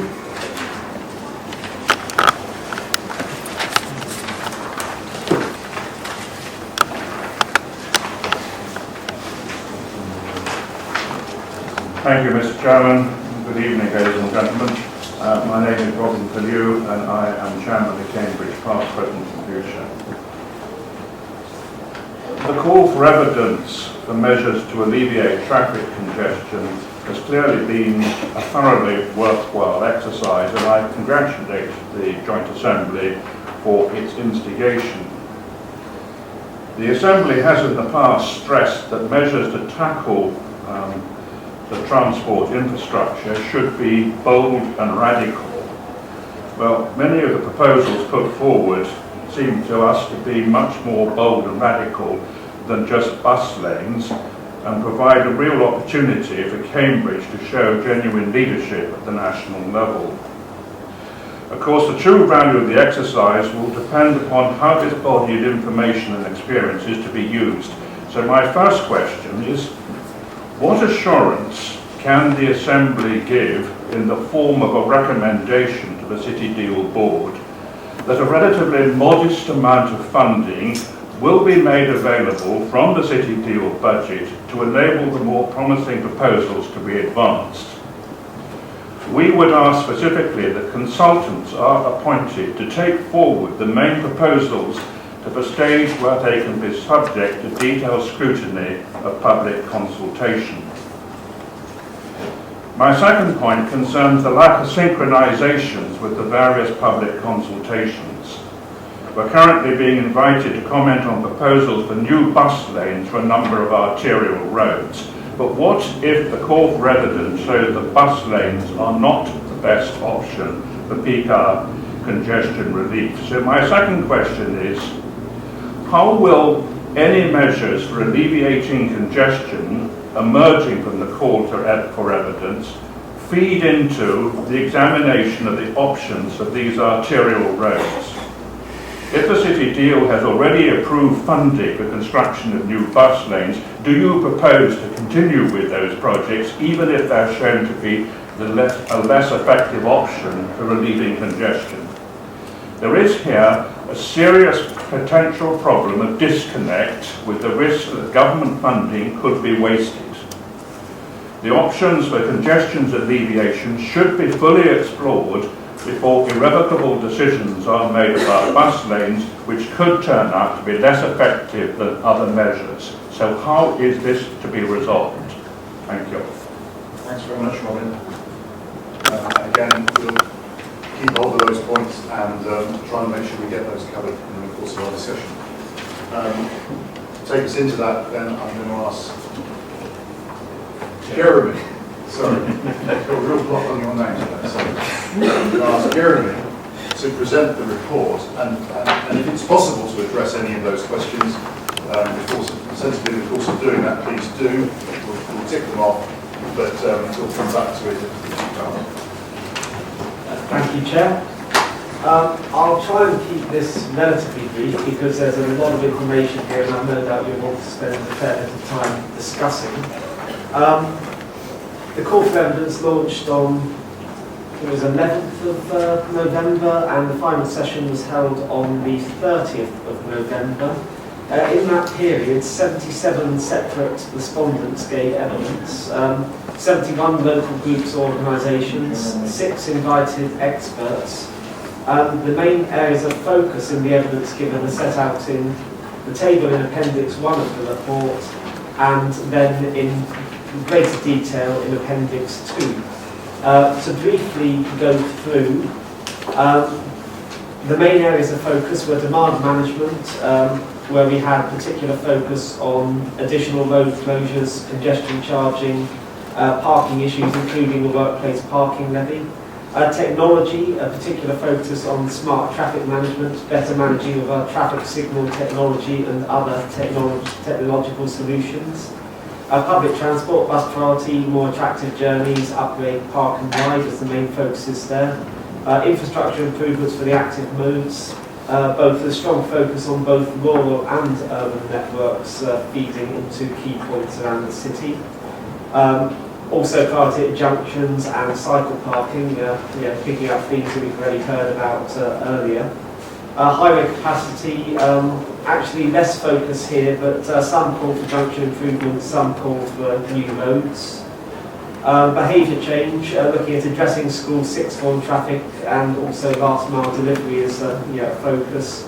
And then picking up on the environmental discussion that has just happened, quite a few comments on design, public realm, air quality and indeed environmental standards.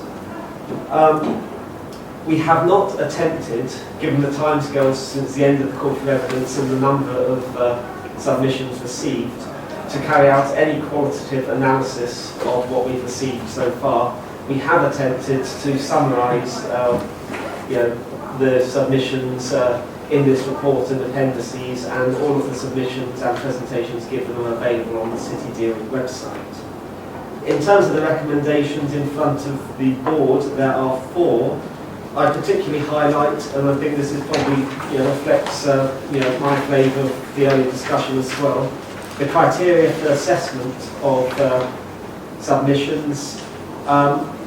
in terms of taking things forward, the second recommendation, I think, says that we will take the reports to the July board. We will aim for June, and one of the reasons for that is so we can better tie in with initial consideration of the consultation responses of the first round on Milton and Histon. So that there can be a consideration by the Assembly and Board actually of implications coming through the access study and actually how it might affect one of the radials in the same meeting. And hopefully that will allow opportunity for the Assembly and Board to take a view as to whether they think Milton and Histon go forward on the basis that where they are, from where they are, straight on, or whether there's a bit of a pause, more work done on implications of stuff that is coming out of the access study. In terms actually of Robin Pellew's first question, I think I can probably reassure him that we actually already have commissioned Mott MacDonald to take forward the work looking at the options that have been put forward in the call for evidence. So that will be reported back to the board in July. That work will take place.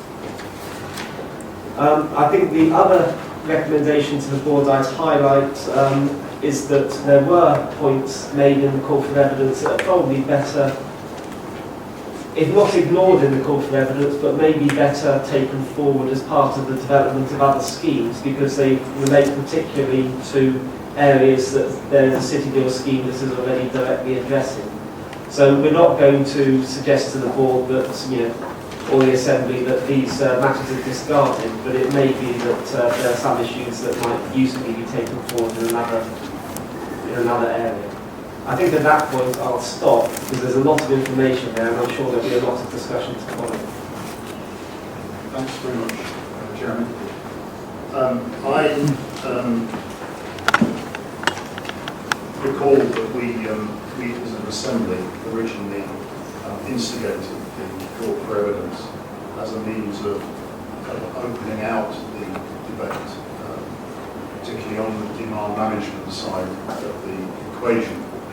And we obviously are still in a process, as you've described, but we also, as individuals around the table from the Assembly, have come through some level of exposure to discussion in the call for evidence. And I wanted to propose that we actually go around the table and take the temperature of where we are on the items that correspond to description of demand management measures, which are in the top box on page 16. I think everyone recognises that this is not the moment for people to close down on particular things or to make final choices about individual things, and this is a story in progress, but I think it is helpful inside the city deal that the temperature is taken and that we can provide some input to that. So what I was going to ask the Assembly was to, I'll call out these individual items and then we'll go around the table. Obviously no opinion is fine, of course, but to try and give an idea whether a particular idea is of positive interest, whether you're open to persuasion, sitting on the fence, you could also say, or whether it's an idea that you have serious reservations about, and whether you have any particular questions. We probably aren't going to answer those this afternoon, but they can be markers for the officers and others to come back to. Point. Sorry, Chair. Can I have a point of clarity from officers? In recommendation D, the very last bit is to say include any further ideas submitted by the 31st of December. Do we know that there are some in the pipeline at the moment to come forward? I am not aware that we have received any submissions since the 30th of November, but I will check with my team and make sure that is in fact the case. And Kevin. Yeah, thank you, Joe. Well, I'm not really sure I go along with what you're asking us to do by going around the table. I met and discussed with my colleagues the schemes, and we feel that this is the beginning, that the consultation is just beginning, and now would not be an appropriate time for us to talk about any of the schemes that we thought were better or worse than others until such time as the reports come to us and we can properly evaluate them. Because there are exhibitions coming up. There will still be views coming in on that consultation. We've organised an extra North Area Committee meeting, for instance, at which members of the public across the city, but certainly those in the north of the city will be able to attend, and all those views and opinions can be then fed through the consultation process. And I think that once that consultation process is complete, will be the time for us to come to some conclusion, if you like, on which schemes we prefer, which schemes we've got no time for, and which schemes we can still be persuaded on. Okay, others? Yeah, just to back up Councillor Price's words, I have some sympathy with what he said, because what we've heard so far is, in the course of evidence, is principles of how these schemes work in other places. And I would like to see what the consultants and county officers actually proposing for Cambridge when we come back in June, before I decide which is the best of the schemes. Because there's a big difference between congestion charging and road pricing in London and whatever may be proposed in Cambridge. And I would like more detail, and I'd like to see what is proposed for Cambridge rather than the ideas that we've been hearing so far. Others to that? I'm happy to put a point of view, but it will be mostly open or positive. I won't cut any out at this point, I think. Are others willing to sort of share their reactions so far is really my question, because if everyone wants to keep their cards close to their chest, that's obviously not a question worth pursuing.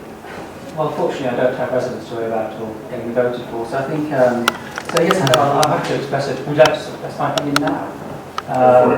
I think the ones, I understand why we need more detail in lots of areas, but some for us are probably not achievable. Those which increase the base cost of business, which make us less competitive with either the rest of the UK or even globally. So things I would worry, I'm not saying no, but would worry about, I would very much worry about a workplace levy, if that was to be put onto businesses.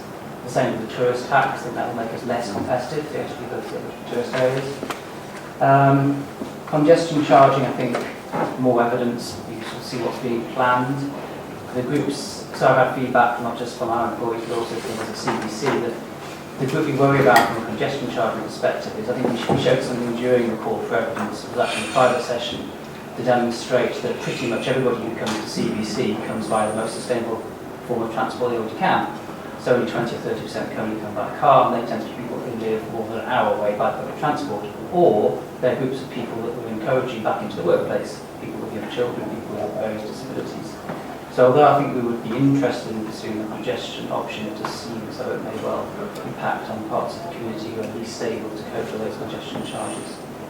And the other ones I defer to others, some are expert on things like limiting access to city centres. So I'd very much like to get opinions from the practical side on that, and we'll go with the flow.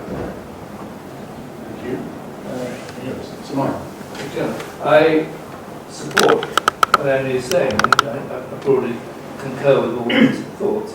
And I do fear, though, that we're still looking at the middle rather than the effect of the outside on the middle.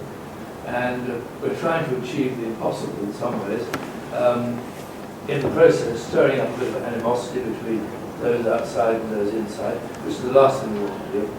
And there's the risk of destroying too much of the heritage we've all been speaking about.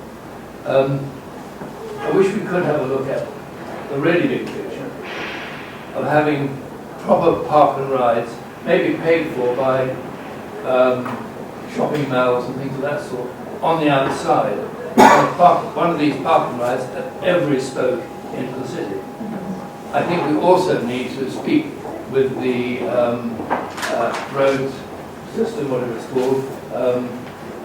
I think it's very important that we do put to them the importance of linking up in all directions the A14, the A11 and the M11, because it's ridiculous having this wonderful sort of circular thing or triangular thing around Cambridge, but you can't use it when you need to, when a road is blocked, as happens regularly on the A14. So I just somehow feel we need to look at a bigger picture, which can take pressure off the centre. And I'm all, I think to preserve the centre, we've got to try and find ways of almost building a new town on the edge of Cambridge, which becomes New Cambridge, if you like, maybe underbuilt at Waterbeach, Cumbers areas that the left has identified. But I feel we're not looking at the big picture. I do worry that, and I wonder whether we ought to have a meeting with the executive, a combined meeting, where we can voice these things together and see whether we can really look at it overall, rather than just on a sort of street-by-street basis. Are there other contributions related to the demand management measures? Thank you very much. I mean, like Nick, I think that we haven't had anything enough background information for us to really do much more than sit on the fence on the majority of these at the moment, and that's what I shall be doing.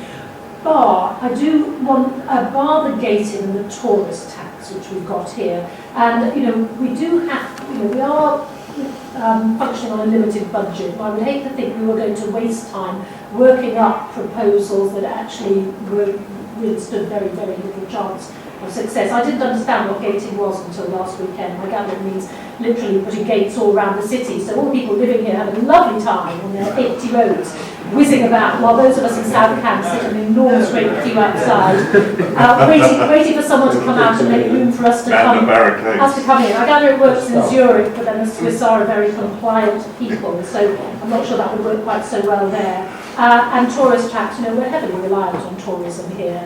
That would possibly, well, it doesn't seem to me like a very sensible way to go. So I do think we need to make a couple of sensible decisions early on, but the rest of it, congestion charging, obviously fabulous in London, but my goodness, we're really in comparison to London. We need to know whether the actual figures stack up for running such a system in a small place like Cambridge.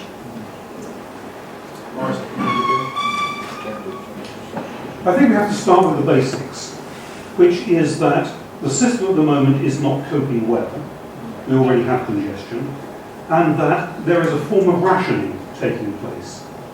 Now, this rationing can either be, as at present, based on the inconvenience that people are prepared to put up with, how long they're prepared to sit in their cars until they get to their destination, or it can be based on price, that they're paying for the premium, people are paying for the premium of being able to travel much more freely on the roads within the city. I think we know from all we've heard about traffic management that increasing capacity doesn't work. We know that there is this pent-up demand. More people would like to get into Cambridge, which is why we have the queues. So if we increase the capacity, we might get a few more in, but it's not going to reduce the congestion because others are merely going to fill in those places. I would really like to have a much more detailed look at, I would love to use the term congestion charging, because I think that does influence us to think about London and what they do there. And I don't think by any means we need to do the same. I think, for instance, that we only need to operate it for a few hours in the morning, because those people who don't bring their car into the city in the morning are not going to be using them to go out in the evening. And I think, too, that we need to look beyond the earlier examples that have been cited, which suggested some kind of ring right the way around the city, because I don't think that is necessarily the necessary or the best model to work from. Because whatever system you have has got to be seen to be fair, as Sir Michael Marshall was saying, between those who are inside and those who are outside. So it's probably not just a gate of some kind on the edge of the city, but something that also records people travelling within the city. It needs to be fair. But the most important thing is that if we can have a revenue stream as a result of a demand management, it enables us to provide much better quality and certainly much better frequency of public transport beyond the city and even possibly beyond Greater Cambridge, because people will use public transport if the services are better, if the service is regular, and if the service is reliable. And those are all things that could be delivered.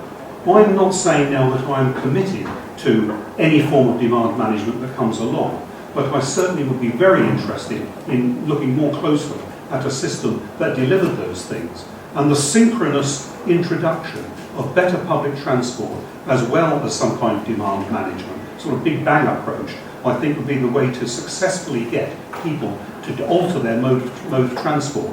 And that is the essential thing that we have to achieve. We can't cope with the numbers that are there at the moment. Another 44,000 people working in this area is going to need, existing and the new people to use alternate means of transport that which they have at the moment.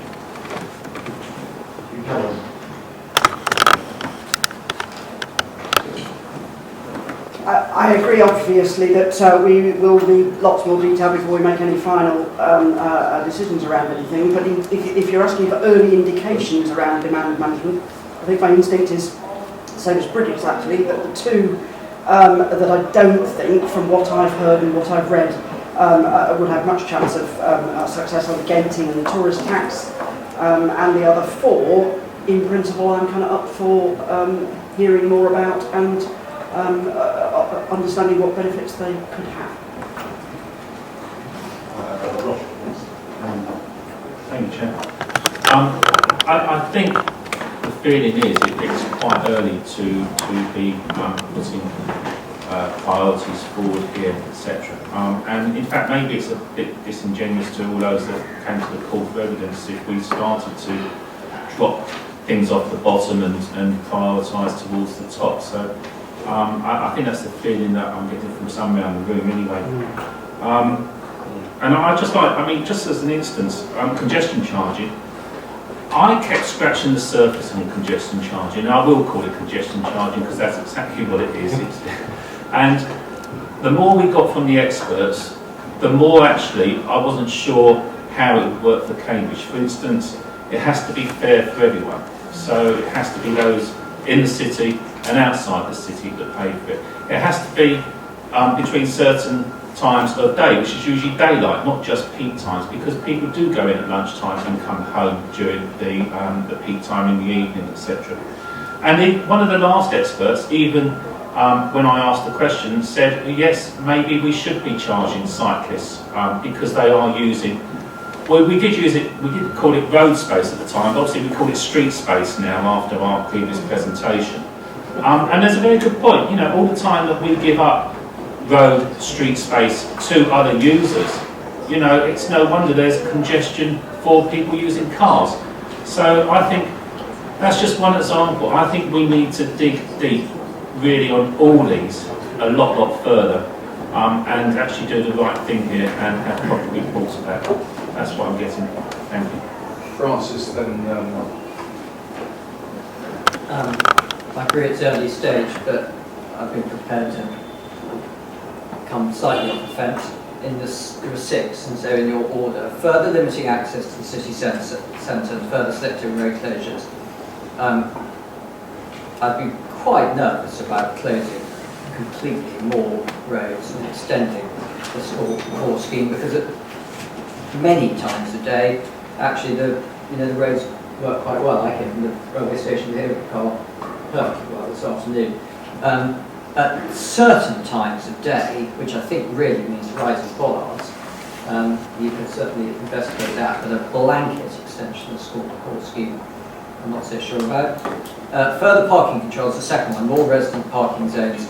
I heard loud and clear that lots of residents want more resident parking zones, a reduction in city centre car parking, having a looked at, people parking on streets, commuting in to park on the street and then walk. I heard loud and clear people on that. Congestion charging, I'm certainly open-minded to hearing something about that and further investigation. A lot of it seems to be whether philosophically congestion charging is seen as a penalty for using your car, let's say it's a £5, we're going to fine you for using your car. I have a sort of problem with that approach. If it's a revenue-raising measure that you are contributing a bit to buses going everywhere, including in the rural areas, and let us say it's 50p, and you're just making, because you're using your car, you're contributing to bus subsidies for all our rural villages and everything like that, then I would be much more open-minded to it. Workplace parking levy, I take Andy Williams' point, it's another tax on business, and I think what happens is the business just pays and the employee doesn't even notice, and it makes no difference whatsoever. And I am completely unpersuaded at the moment by gating queue distribution and tourist tax. Thank you very much. And Noel? Yes, I'm just following on from the statement about cycling. I suppose I've got a huge interest in this statement, in that I've got the role as cycling champion for Cambridgeshire, and I did, at one of the call to evidence meetings, I did hear reference to a suggestion that cyclists are charged to come into the city. Now, I'm usually quite open to discussion and so on and so forth, but I think that kind of statement comes into the category of ludicrous. Because, let's face it, cyclists are a fantastic asset for this city. We are the cycling capital of the UK, we keep saying that. And for decades, basically, cyclists have not been recognised for this. They haven't been applauded for it. I always say to people, I drive a car occasionally, but it's usually beyond the boundaries of Cambridge. But I say to people that who curse cyclists, and there aren't that many of them, I say that one person on the bike is one less person in a car who's going to be taking up space in the city. So I'm really pleased to see that it's not down here in black and white. I mean, I know it could be seen as being within the road pricing category, but I think there's consensus around this room here in agreeing with me that we shouldn't really be discussing ever again charging cyclists to come into our city. So I missed that proposal. No, then you brought it up. No one remembered it. Claire. Can I just put the tourist tax back on the table?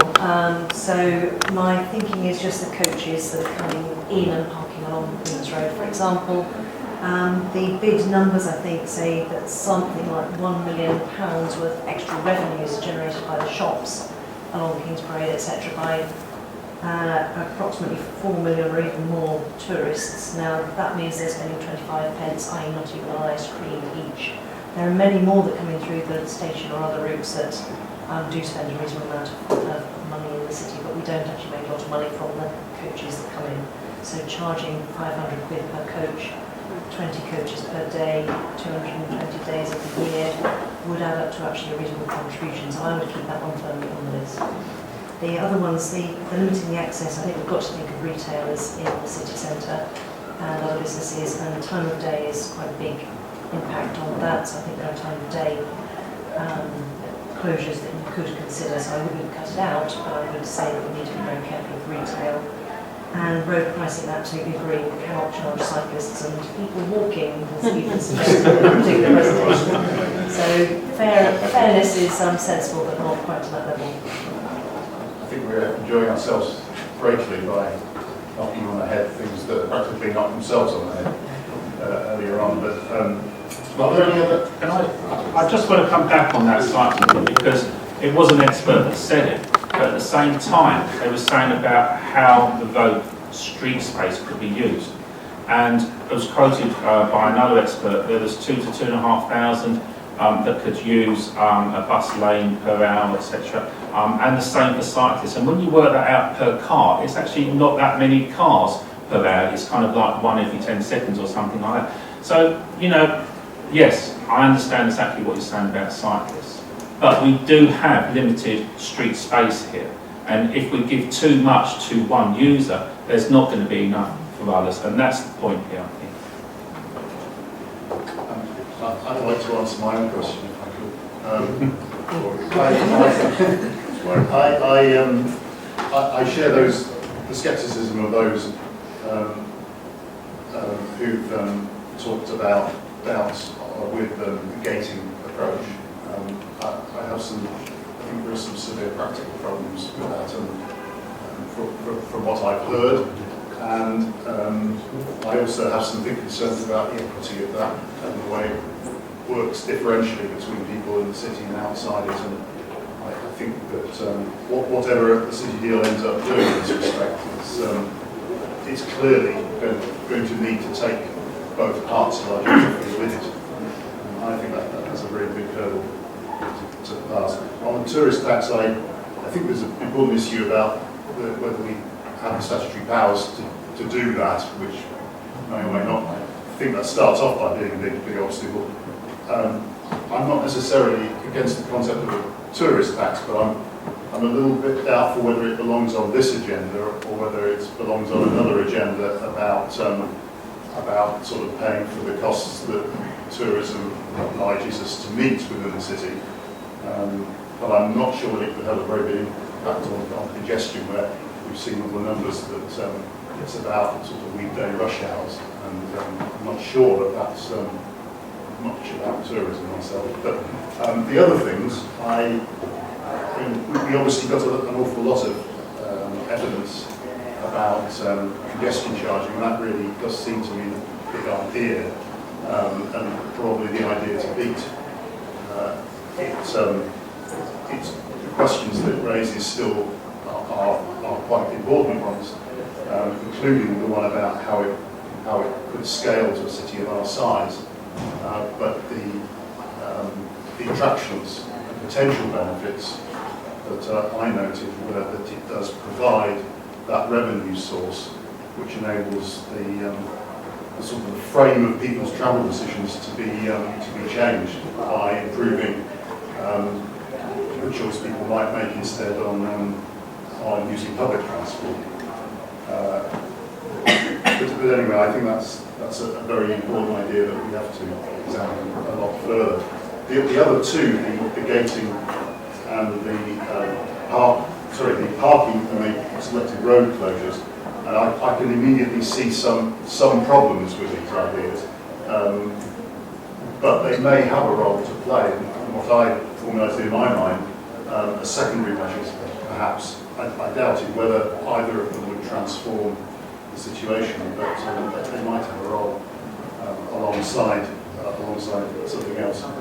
But I thought it only fair to answer my own questions having asked you. I think I've exhausted everyone who's willing to give a view on that. And I wanted also to ask the question which comes back, I think, to one of the public questions I was asking. The question of, is demand management part of our strategy for the city? This is moving on from what type of demand management we actually might choose, but demand management, we've been told by our officers on many occasions that if we want to make the biggest impact on congestion, then we need to envisage doing some of the improvements to infrastructure, but also something on the demand management side. And my disappointment so far is that we haven't, I don't recall ever having heard that the demand management is part of our strategy. I've repeatedly received the advice that if we want to make a big difference, that's what it needs to do. And I do have this concern when we are looking at these different infrastructure proposals that we're now consulting on, that it seems necessary to know. Otherwise, we do run the risk of going all the way with concrete and tarmac.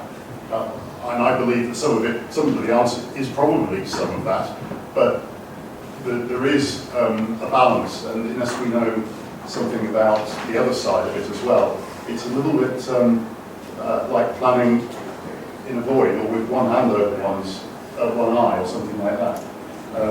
So I just wonder what members felt, whether we ought to expect a confirmation from the board that demand management, by whatever method, is a part or should be a part of our strategy. In putting forward demand management, you have to have alternatives. I think that's is where I see the park and rides as being a really good alternative. Because at the moment people hate coming to Cambridge unless they really have to. It's the worst place to come. And we're in danger of turning more and more away, and turning them out to Newmarket and Peterborough and all the others that are building up around us. That's why I think, in some ways, a North Cambridge development will take that pressure off the centre, but will also make it an attractive place, but also be Chair, rational idea. it's not possible to hear. I'm sorry about that. I'm not going to repeat it.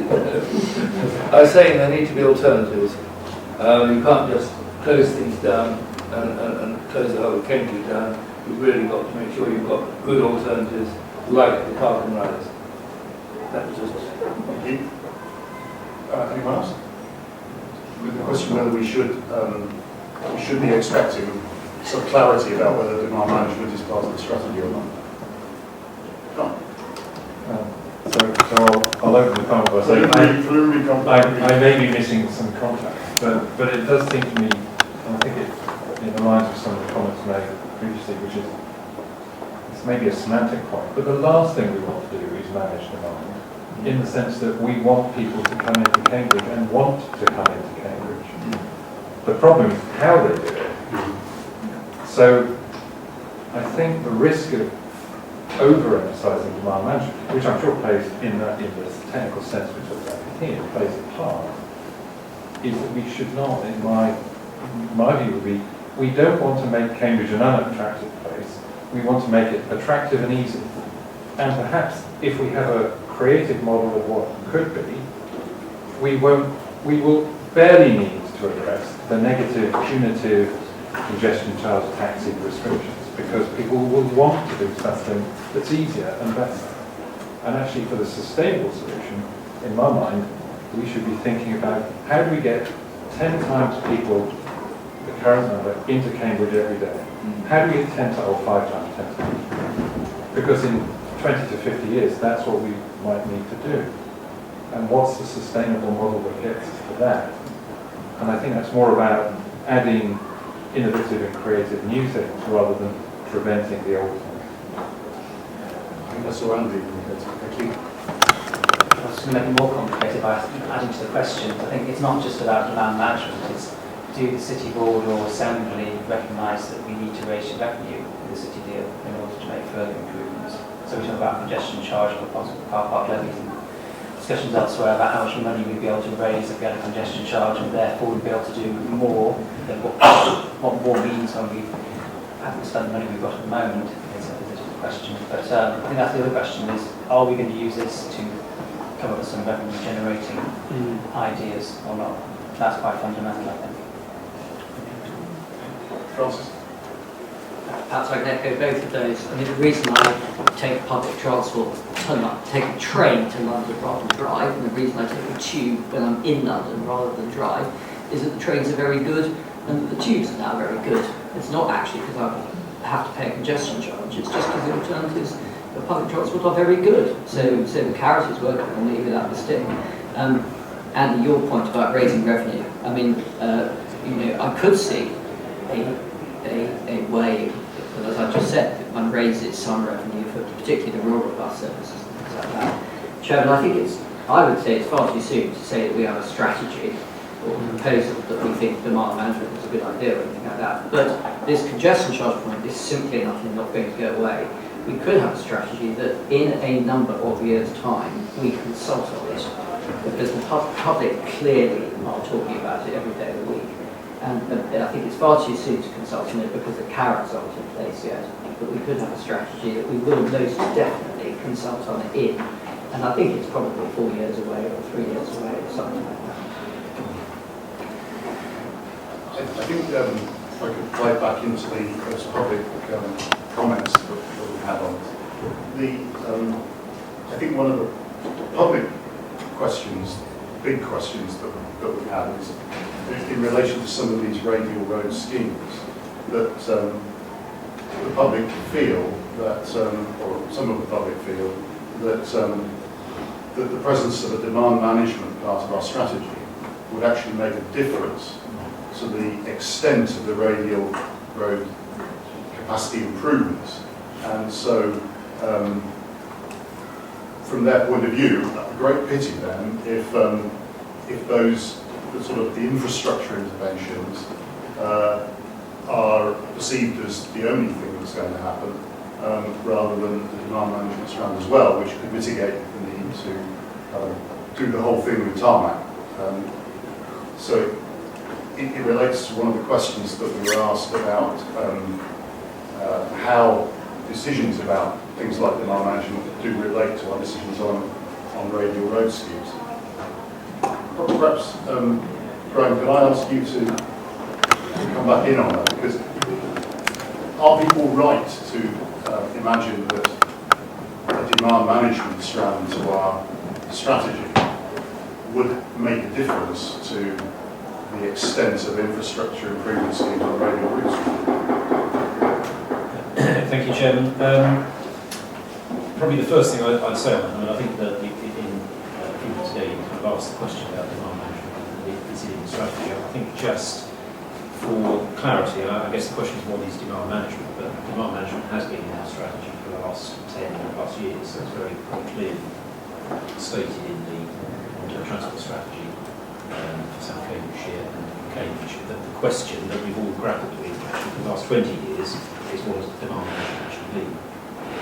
So often people read into demand management congestion charge. Of course it doesn't happen by any means, and that's what the corporate evidence has demonstrated. But we are very, very clear and have been in terms of the transport strategy that sits alongside the two local plans, that managing demand, if we put it in those terms, is absolutely essential, because I think it comes back to the point that Dr. Wells made, which is that I don't think in any of our documents we've ever suggested we're about stopping people from coming to Cambridge, but you're absolutely right, it's about how they come. And if they all come by car, then you will actually get a lot less people in Cambridge. If they all come by buses and cycles, you will get an awful lot more people in Cambridge. And in reality, it's going to be a mix of the two. But we are, I think, to start, Chairman, to come to your question specifically, we are at a point now where I think we would judge that the balance is such that the number of people in cars means that you just can't get any more people in the buses. And so you are, one, with the current approach is likely to limit the amount of people that are coming, because congestion affects buses as well as it affects cars, and actually when you've got cycles and pedestrians on the same routes, it affects them as well. And so there are still some big questions about what the overall aspirations for the city and the surrounding area are, but certainly, as I said, the transport strategy has for a long time been based on managing demand by car. I probably should clarify that, not managing demand per se, but by car. In terms then of the specific points, and maybe if I refer to probably Purdue's question as well around bold and radical scheme, I think as officers we are very clear, and I think there's evidence from around the world, and I think a lot of that evidence came out in the call for evidence, that a strategy simply based on demand management is unlikely to work. A strategy simply based on providing alternatives is unlikely to work, particularly in a city like Cambridge. Councillor Berkeley makes the point about London, but clearly it does have the benefit of investments from Victorian times onwards on dedicated underground segregated routes, which Cambridge just simply doesn't have, is highly unlikely, I think, ever to have. So that's why you use the rail and the tube, because you can get straight in to your destination, and that doesn't exist in Cambridge. So Chairman, your point is about are the two needed, and I think we're absolutely clear. If you look at successful cities around the world, you need, as mentioned earlier on, it does combine demand management and better alternatives. Many other places around the world have demonstrated that. And so in terms of Robin Purdue's question, do we need these bus lane schemes, for example, if only we could think about demand management? Well, we would say absolutely yes, because if you don't have those alternatives in place, what you end up with is a demand management scheme that has to become ever more draconian, because you create a bit of capacity and then people, because there's suppressed demand in this area, will fill that capacity up. And so if you're using a charge, you have to raise the charge, which is what London's experience, that the charge goes up and up and up, to actually keep levels at and keep that you get better outcomes if you combine some sort of demand management with alternative provision. Because what that means you can do is you can free up space, you can then provide better alternatives, which encourage people not to use them, so you can create a virtual circle rather than, if you like, an ever more draconian regime of restriction, which again I would argue would actually stop people from going into the city rather than not. So I think in reality we've done the schemes in the order we've done, but if we've done questions on demand management first, we would still return to all of those questions about where your routes now, so that we've done exactly the same things. So it's all part of the package that was part of the overall plan when the city was first conceived. Hopefully that answers the questions and sweeps up a couple of the others. If it doesn't, then I'll go. Okay. Perhaps you could just help us. So do you regard demand management as currently part of the board's strategy? Certainly, I was kind of in the city deal from the very start, and the simple answer I would say to that is yes, in the sense that it was definitely mentioned in the first pitches through access to Cambridge and managing access to Cambridge. It's definitely clear, if you like, envisaged in the study. I think it just comes back to the question of what do we mean by demand management. So some people immediately jump to the congestion charge, and clearly congestion charge is not been signed up to by the board or by anybody. That is only one way of managing demand. So the principle of managing demand by car traffic into Cambridge, I'm pretty clear, is part of the overall strategy and the city strategy. Actually, if you've driven into London recently, the congestion there is horrendous. And it can take you an hour to get from one side of London to the other or more. But I didn't really see congestion in Cambridge yet. When you see it, it's more on the outskirts than in the middle. But I'm personally against congestion. Roger. Thank you, Chair. I think the question you were asking us is, should we get clarity about demand management being part of our strategy? And what I would say is, it's all here in front of us. I mean, I really like smart traffic management. I think that could be a really good, relatively cheap, effective way of getting traffic moving better. But I don't expect the board to look at that above anything else, because I expect them to look at everything.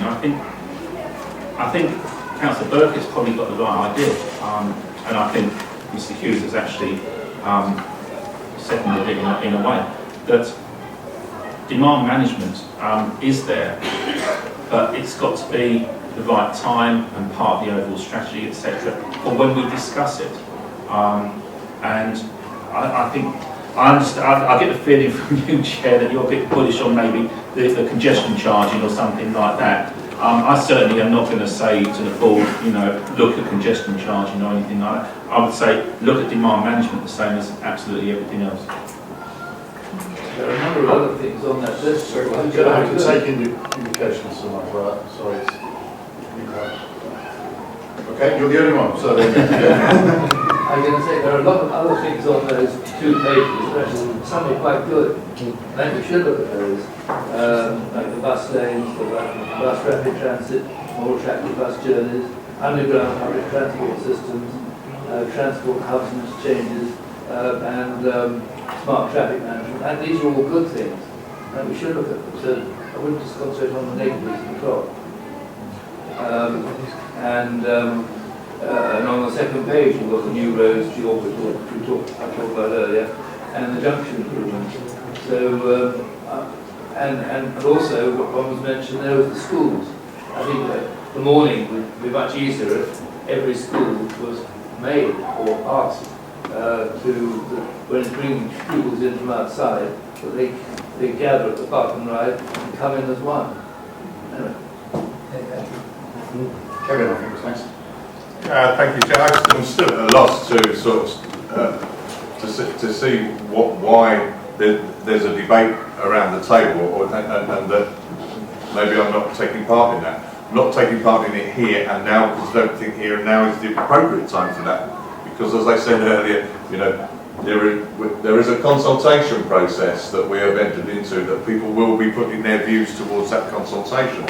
And once we get the results of that consultation, once we get the report, we will know what we're looking at. We will know the schemes that we can just say, well, they're ridiculous, or that's got some merit. And I think we would be better using our time waiting, really. Well, I don't mean to spend all our time waiting, but until the reports are there before us, and then we know what's there, rather than what we think might be there.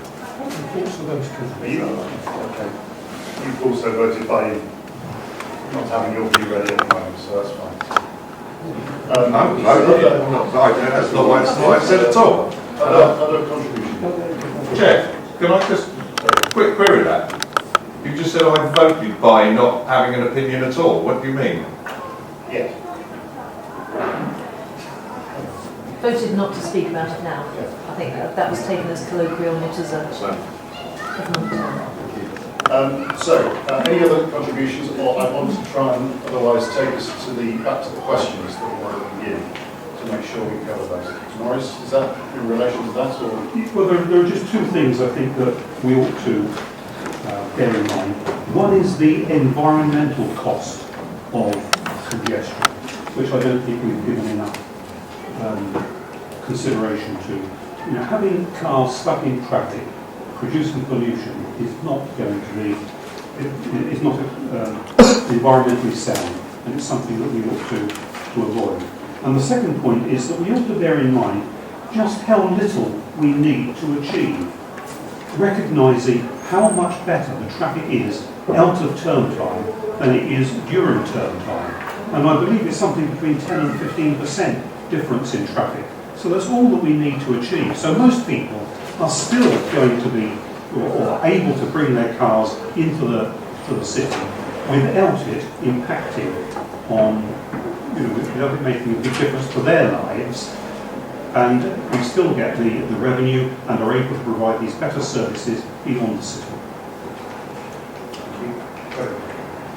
So, in going back to questions, Chair, just so I'm clear, are we going to touch on Penny Heath's point in her question? Yes. Okay, because I want to come in on that I one. was going to go next, but Roger's just indicated, so I'll do that afterwards. Thank you, Chair. I just want to come back on Councillor Lee, because this came up twice in the call for evidence from experts. And what we really need to do here, I fully understand, if we cut the volume of traffic by 10 or 15% now, it will make a big difference. But we have to try and future-proof this, because London is now back up to the same levels as it was when the congestion charge was first introduced. That became very clear in the evidence that was given. So yes, that's a quick fix, but I personally want to see something much more future-proof than that if possible. Okay, I wanted to go then, as Kevin just suggested, to the point that we got in the public question from Penny Heath. Lost who we are, right? Which is, I think, a question that relates to the assessment criteria that were being recommended for the different contributions to the full evidence to be judged by. And the suggestion was, why isn't there a criterion for the environment? And I just wondered if Graham would give a response to that, and we can talk about whether that's something we want to do something with. Thank you, Chairman. Well, I suppose just introducing some paragraph 16 on page 13 of the paper that you see as officers that we felt were reasonable criteria to do essentially as a very high level analysis of themes. So we're not looking here at specific schemes, we're looking at themes. Having said all that, there is no reason at this stage, which is at a very high level, to be any further criteria. If the Assembly recommended the board decided to add it, which would be around the environment. So there's nothing, by its exclusion, we're not saying it's not relevant, we wouldn't do it, it's just that we felt that what we put down were appropriate ways of getting to this high level system. But really it's down to could be added in. So I always thought the intention of the fifth criterion is to look at a range of other broad benefits. Those might be public health benefits, economic benefits, environmental benefits around things like air quality, emissions, etc., or potentially heritage benefits in terms of impact on city centre. In which case, that particular bullet point, and I'm assuming that the dependencies and broader benefits, that might have been better had it been slightly more specific. But I think you could take that, if you like, as read that those elements were in it. But it still struck me. It struck me as odd when I read this report that there was nothing talking about the environmental impacts. Now you can call it design and impact on the public realm. I'm not fussed what we call it, but I am proposing that we do add an extra bullet point that effectively introduces the call it the environmental impact, if you like. I was just going to add design because that was part of what we had earlier on. So it was a sort of a general environmental and design impact that hasn't really been covered in there. So I will propose that we add that as an extra bullet point. Thank you. Come back to that. Francis? Totally support that. The word environment's got to be in this list, surely. Is there any dissent to that view? Then I would suggest that we recommend to the board that a suitably worded additional bullet point is inserted here, reflecting environment and design. Is that the word? Yeah, because that's clear, there has clearly been public concern about that as well. So I think it is important. So you want to avoid diesel buses? And diesel cars as well. Or just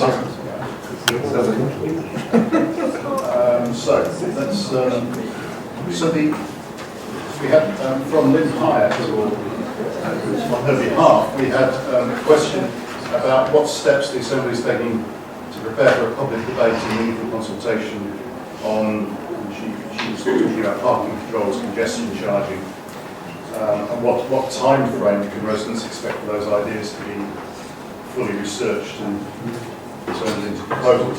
So part of the answer to that actually is in this report, I think, in terms of timescale of it coming back to us and to the board.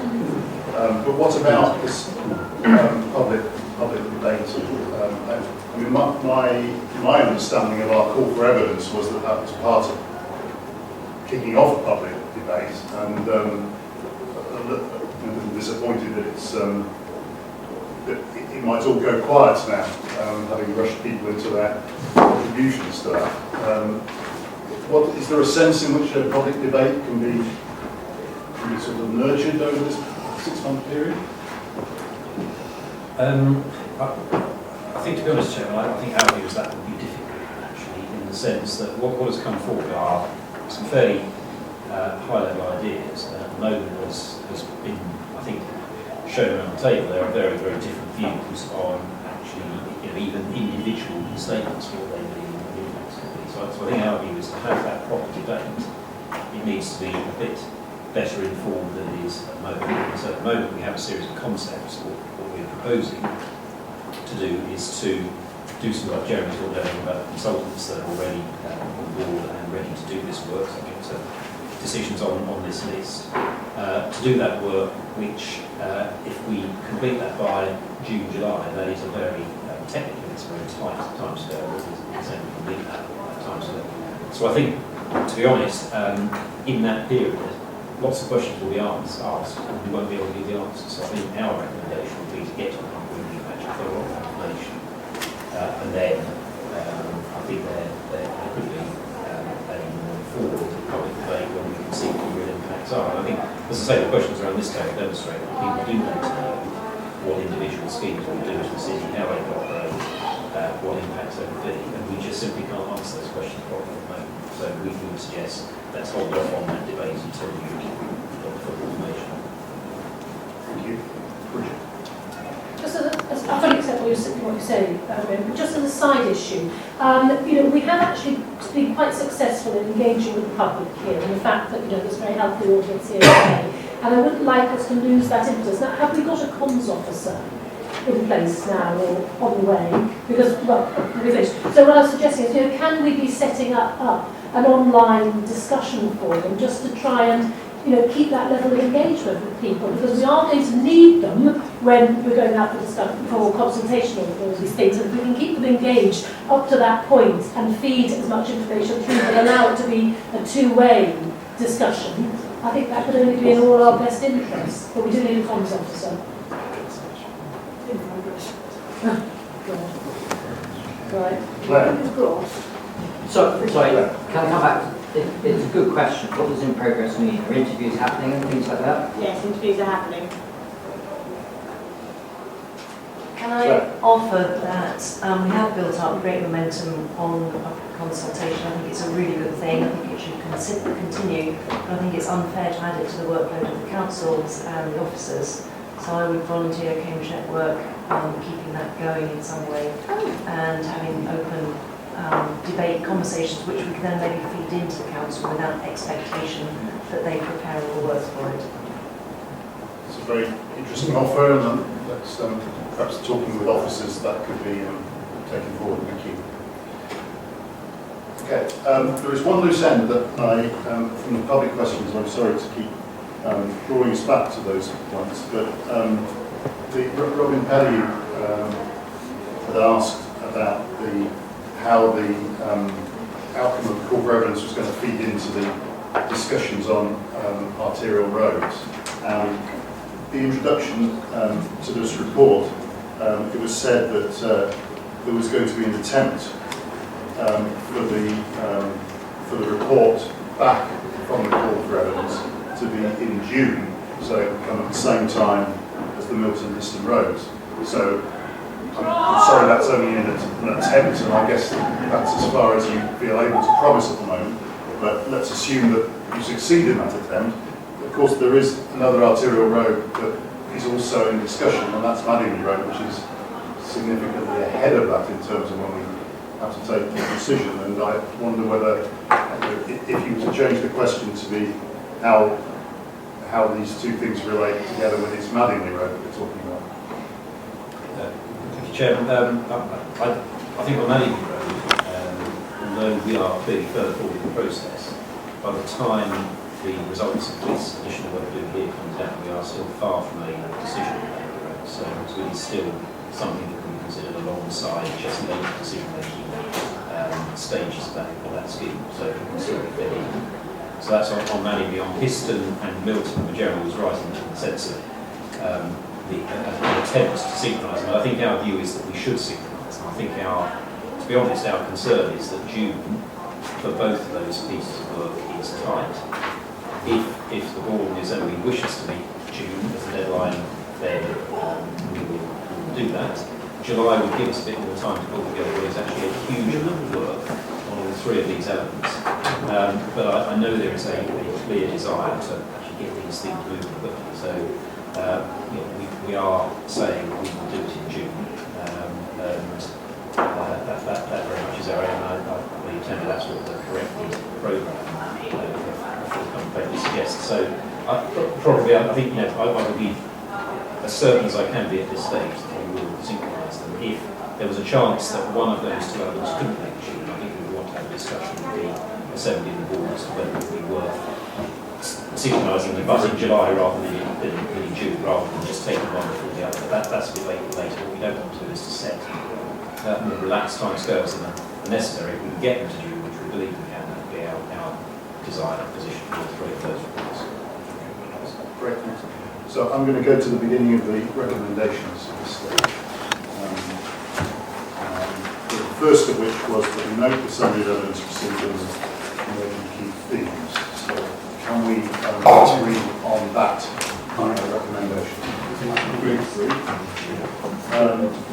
So the next one deals with the criteria. which we are also proposing in addition to. So can we incorporate that in that recommendation, leaving the words to Graham to sort out, unless anyone's going to come up with a quick text now, I think it probably makes more sense to say that B incorporates the point about adding environment and design. Can we agree on that? Yes, agreed. C, so I think it ought to make sense based on what I think I heard from Graham, that we, in C, we simply take out the 22nd of July 2016 and put in whatever the date is in June. And so with that amendment, can we agree C? I agree. Yeah, agreed. And D,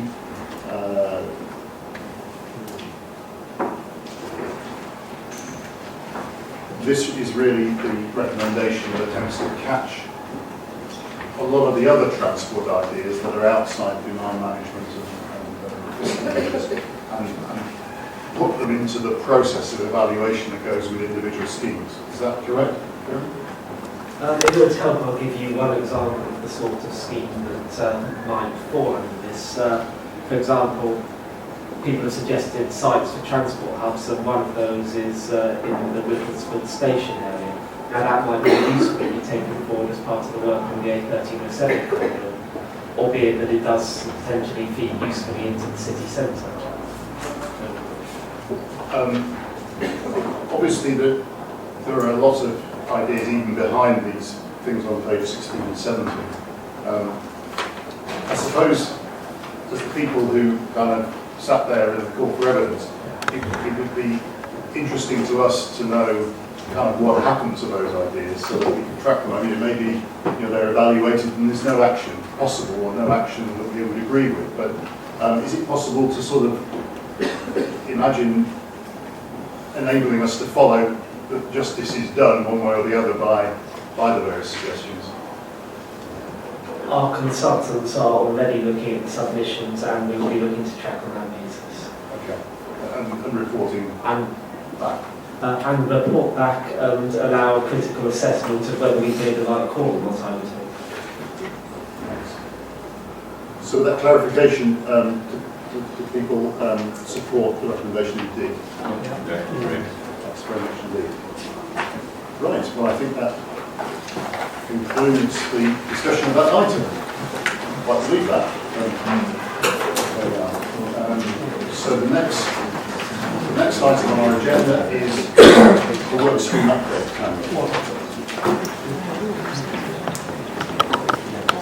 So the work stream update probably follows on the, just to pick up on the Manning Road, the A428 corridor. The next event there is the Joint Assembly Executive Board considering the outcome of the publication and agreeing further work. That is not going to be the actual whitewashing of what's the scheme here going to look like. That is scheduled for September. So that answers the question about, well, what about the consideration of access and capacity related to the A428 and the access and capacity next steps will come back before the actual decision on further consultation around the A428, just a clarification there. And on the comms officer, interviews very much underway, so keep fingers crossed everybody. Any questions to Tanya on the work stream update? It would be helpful on the Manning the Road one. It would be very helpful to know actually who is going from where to where. When people going from the Camborne, we were told one of the evidence in the 450 cars parked in the Grange Road area, where they come from, where they actually from Camborne or somewhere else. Have we really got information on who actually wants to go from A to B and where are those places? Have we got enough information on that? Jeremy? We have quite a lot of information on that. We never have comprehensive information, but we have data sets from origin destination surveys which involve the very popular measure of stopping people by the side of the road and asking them where they're going. We have mobile phone data. We actually have information that Andy referred to earlier about how people are getting to the biomedical campus, for example. We know pretty well how many people are making key movements on various parts of the network. So if you're coming down Madingley Hill, for example, we don't know who they are, but we know what proportion are turning right onto the M11, what proportion are carrying on into town. And you can make an awful lot of iterations from that to the travel patterns that are going around the city. And we have models that represent that, but they're only models and they will never be 100% right. Okay, so Roger? Yeah, thank you. On the front page of this, the A1307 corridor, the wording of this seems to change every time, because we started off something quite simple, and it was something along the lines of improvement to the A1307 corridor to include looking at plus priority, additional park designs, etc. And then we actually commissioned a study to look at the whole A1307 corridor, because initially this was just 4 motorways to Cambridge, and then we said, no, let's look at it all, because we might be able to join up and make sense. If we do something for that part, we might want to do another part. So we've actually got a report coming out, which has been delayed yet again in February to the Assembly, which is going to look at all modes of transport. But actually, is it worth looking at all modes of transport if we're only actually saying that we want to look at plus priorities? Who can answer this one for us? Grant?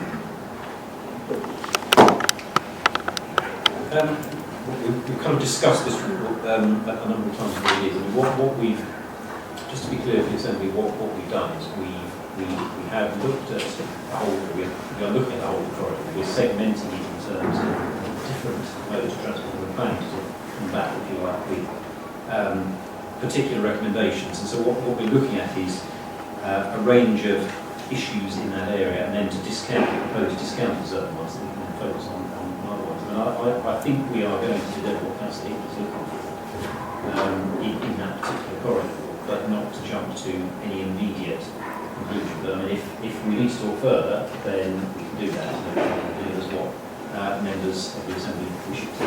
But I believe he is going to do that. Thank you. So I think we note this report. Oh, sorry, Francis, sorry, Steve. I'll just take to page 44, Chair. We just not lose sight of housing skills, because there's a danger that we just become a transport working group, and the only thing we're talking about is transport.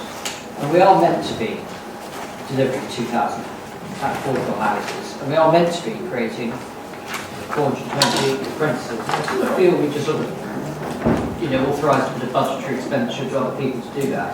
And we're not talking about it enough, we're not monitoring it enough, we're not worrying about it enough, we're not driving it enough, we're not considering it one of our 3 things we should be doing. So with that plea, I don't really know what I'm saying, apart from let's not face it, but well, certainly skills. It's great that the subcommittee is going to meet, but when is the subcommittee? What then happens? Will the subcommittee report back to here in an official agenda type method or not? Date TBC, launch events. What happens after January? There's nothing in this board chart, the rest of the history, apart from something that happened in January. Back up on housing, something happens by the end of March, but then what happens? It sort of drops off a cliff. So it's just a plea. These are 2 completely crucial things we must lose sight of. We mustn't just become a transport working group. Francis, I wasn't aware that we were forgetting about the housing. Anybody that knows me knows I worry about this greatly and spend more time than is healthy for me on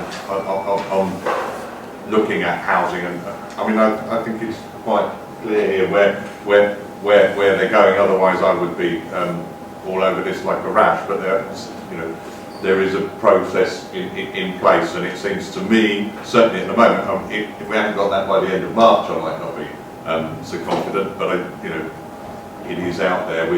There is progress being made, and it's it's doing something different, isn't it? It's doing something that none of us, certainly from local authorities, are used to. This is a housing development agency that the councils and the city deal are all involved in. So I'm not as concerned as Francis that we're leaving it behind, because I won't let it get left behind.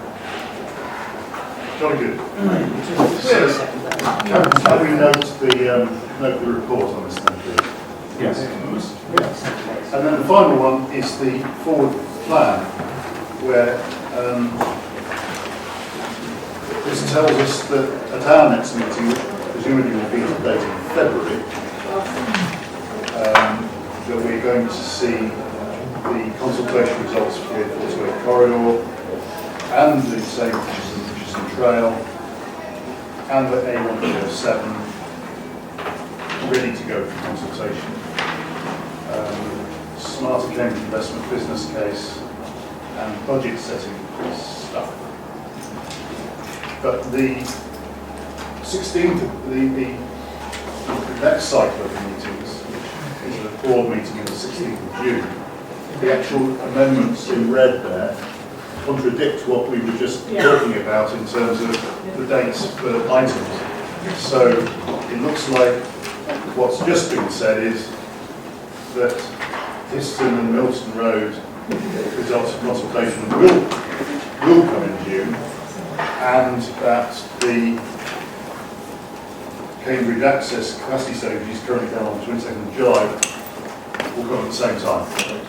So obviously this document is superseded by what's been said already. Moving landscape. Any other comments on this?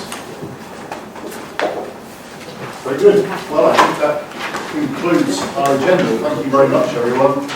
2 items, but difficult subjects. And wish everyone a happy Christmas and follow Tanya afterwards. Thanks very much.